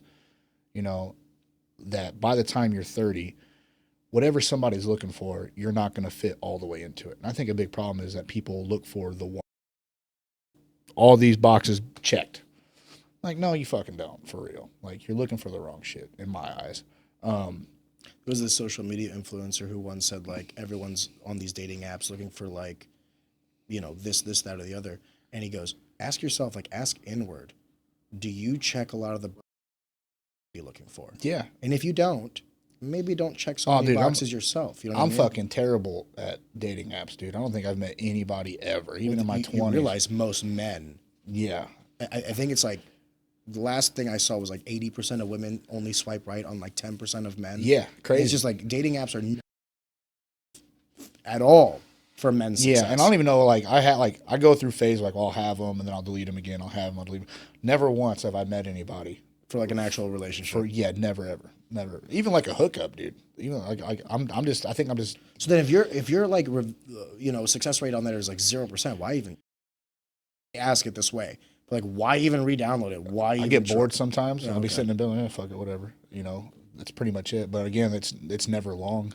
Yeah. And like my issue is I'm so busy with the gym and training. I don't have time to meet. Only people I meet are at my gym. And that's rough too. I was going to don't want to shit where you eat. Yeah. Because like you get in a relationship with somebody you train with. I'm a firm I don't believe in you shouldn't do this, you shouldn't do that. I'm a firm believer in consenting adults can do what the fuck they want. Agreed. You have to know the repercussions if that goes bad. Well, you though. also just need to communicate. Yeah, that too. Like, hey, like, Yeah. you just want to hook up? Cool. Like, then adults doing adults things. Yeah. But like, I think as long as the communication is there for like expectations whenever you want, then you'll have less circumstances for miscommunication. Yeah. Yeah. And I'm not looking for anything serious, or I am looking for something serious. and also like a big thing in the 30s is like you only meet people at your workplace. And Agreed. there's such a big like black mark on like dating people you work with or whatever. But like where else are you gonna meet anybody? Let me go a step further than that. I do not want to say any of these companies by name for obvious reasons, but I know people, various companies. Some of them are right across the street from this studio, okay? Yeah. To give you some context. The amount of like quote unquote HR violations that happen in like all acts of corporate America, from like white collar to entry level positions, whatever, it would astonish people. I'm gonna guarantee. And the truth of the matter is, you're absolutely correct that it even makes sense. So like when you're younger and you get into early relationships, like at school, they're like-minded individuals because you're around the same age, right? Like 13, 14, no one knows what the fuck is going on. No one has any idea of what it is, who they are. And you're all going towards like the same destination. If you go to school, like I remember like when I went to university, like the majority of the women I met, I would then subsequently date because like we were like-minded. Like she's kind of going for some of the same things I do, and she values some of the same shit I do. And then I remember when I got my first big boy job, the girls at work because once again, like we're working at the same company and we're around each other every day. Like I would say that it's bound to happen. It's gonna happen. It's gonna happen. And like I always hear like, you know, like people will ride their high horse all the time, especially in martial arts. Oh, you students or you shouldn't date people you train with. Don't tell that to JW and Ann. Oh my god. No, they have a successful relationship. Yeah, it's true, and there are a lot of successful ones. I'm sorry. Did I pick a good example of when it works? My bad. But that's a good example of it. You know what I mean? And I would say, you know, the success, let's say a jiu-jitsu instructor and student relationship is probably the same as a normal relationship. Yeah. You know what I mean? There's just going to be different repercussions at the end of it. And so when people get on their high horse and they're like trying to tell grown adults what to fucking do and how to fuck down, I'm like, dude, shove it up your ass, okay? Also, that guy probably is cheating on a, you know what I mean? Like, or lives a completely different life online. Yes, yeah. And so, like, when people start saying that and they start standing on a soapbox talking about that shit, I'm like, look, dude, am I dating a student? Would I date a student? Probably not. Okay, it's not something I would really push, and I think the power dynamic there is something to look at. But you can't. But you can't say no. You can't say never. I don't know dynamic because it's not like you're the employer. I mean, yeah, it's true. So, like, if you're at, I'll give you an example of where I think it is kind of like crossing the line. Yeah, like, you're someone's superior. Like, let's say you're a manager of a team, and, like, you're doing her annual reviews and also bending her over on your desk. That's a little rough. Yeah. You know what I mean? Yeah, you got to put her in a different department. If you started dating a girl and she becomes your student and, like, what? She could go to another gym. Yeah. You know what I mean? Like, what truly is the power? I hate to be this guy, but what's the power dynamic? Power dynamic is the wrong word. Now, as long as you're not giving her a black belt. Yeah. Power hey, you know dynamic might be the Stacy wrong from word. 3 months ago, the trial class? Well, Blue belt. She knows how to mount. I think the right word would be hero worship, and I think you're seeing a lot of this in jiu-jitsu, especially within the last couple of weeks. So as long as like you said, communication is key. Yeah. You know, all right, do you want to date me because you like me as a person, or you want to date me because you just not want to date me? Do you just find me attractive and you want to have sex? That too. Cool. Is this just sex? Because I'm down for just sex. Yeah. Are you going to be weird about this? Because I'm not going to be weird about it. How about we just be two adults consenting? Oh, you want a relationship? Well, that's not something I want. Are you sure you still want to do this? Just fucking communicate. Yeah. I think that's a big one that a lot of people just don't. The thing, you're absolutely right with what you're saying. Do you know how many people do a bunch of shit and then keep it fucking quiet? I know a lot of people that have signed a lot of NDAs. Yep. Let me say it that way. So the only difference between you and them is you need to start having NDAs. Yeah. But like, I think, you know, for the most part, I'm like, whatever, dude. Grown adults can do grown adult stuff. It's going to happen. And I think putting you know, as you get into your 30s, all you're doing is working and taking care of your family / house, the shit you got to do. There's not really a lot of room further than that. So, I didn't have this podcast, I don't meet people. Oh, dude, if I don't go to the gym, I don't meet people. Yeah. I have zero. So, like, I had like kind of like a cabin fever moment when we got snowed in like last week, and I was in my house for like 4 days straight because I couldn't get out of my house. As soon as I fucking thought I could drive my car, I went to the fucking store, dude. I was like, I haven't seen another soul in 4. Yeah. I was like, this is fucking crazy. But like, also, I think this is a big problem in martial arts too, especially with like gym owners or something like that. I know it's a problem for me, so it could just be me, but like, all of my social time is tied to jiu-jitsu. All of it. Talking about jiu-jitsu, being at the gym, training, at tournaments, whatever. None of it comes from anything else. And so for me, doesn't sound healthy. It's not. It's like, this is why, like I told you earlier when I came in, I got to start coming up here a lot more often. A lot of my friends live here. And so I'm real bad about like just staying at home, and I don't have like a social life outside of jiu-jitsu. And it does suck at times, but like, it's on me to do something about it. So coming up here for like the Super Bowl party I'm going to after this, or doing the podcast here, or whatever it is, you know, doing something. Like last night I got invited to a birthday party. And didn't really want to go, but I liked the people that had it. So I was like, all right, I'll go out for an hour. I'm not going to know anybody else there. So I went out, hung out for an hour. It was cool, talked to some people. Went home, got my social time in. I was like, all right, cool. You know, but like, I don't do that enough, I feel like. And I think it's a real detriment to my life in a lot of ways. necessities for humans are like food, water, shelter, but then they'll also add the fourth one of like social. Yeah. And I do agree with that. Yeah.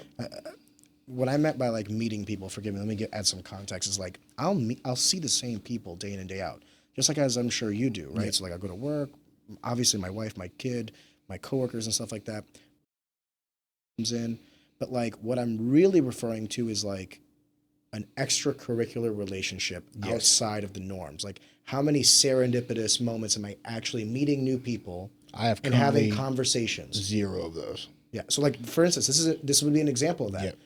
I've never sat down and talked to you. This is the we've ever had. Yeah. I hate to say it this way. Like one of the reasons why I created the podcast is for that. It's a good reason. I'm selfish. I'm like, it's a good reason. This is fun. Yeah. I enjoy this. Yeah. So like, as long as, you know, no one like loses a job for the things they say, or like, I never want the podcast to be like detrimental to people. You know what I mean? Which is hard sometimes because you want to have, and sometimes you skirt that line. But no, 142 episodes. Pretty fucking easy. No job lost yet? All right, let me change Yeah. that. So here's the problem with the Whoa. brother. Thank you so much for being Dude, on. I had a blast, man. Thanks for having me. I always find it like value myself. So when people ask me to be on podcast stuff, I'm like, oh fuck me, like hell yeah, I keep knocking this fucking mood over. Maybe we need to move it now that I've Fucking about it. Well, let me tell you this. I don't want to say who told me this because I don't want to make it sound like, you know, I don't want you to. 2 different people podcast with you. Both of them said the same thing. Oh, you gotta have this person. I go, okay, sure. Why? You know what I mean? Like, why did you feel so strongly about this to message me on Instagram, or when we were in person, they told me about it, and they would start to describe you. I'm like, this he's led such a wild life.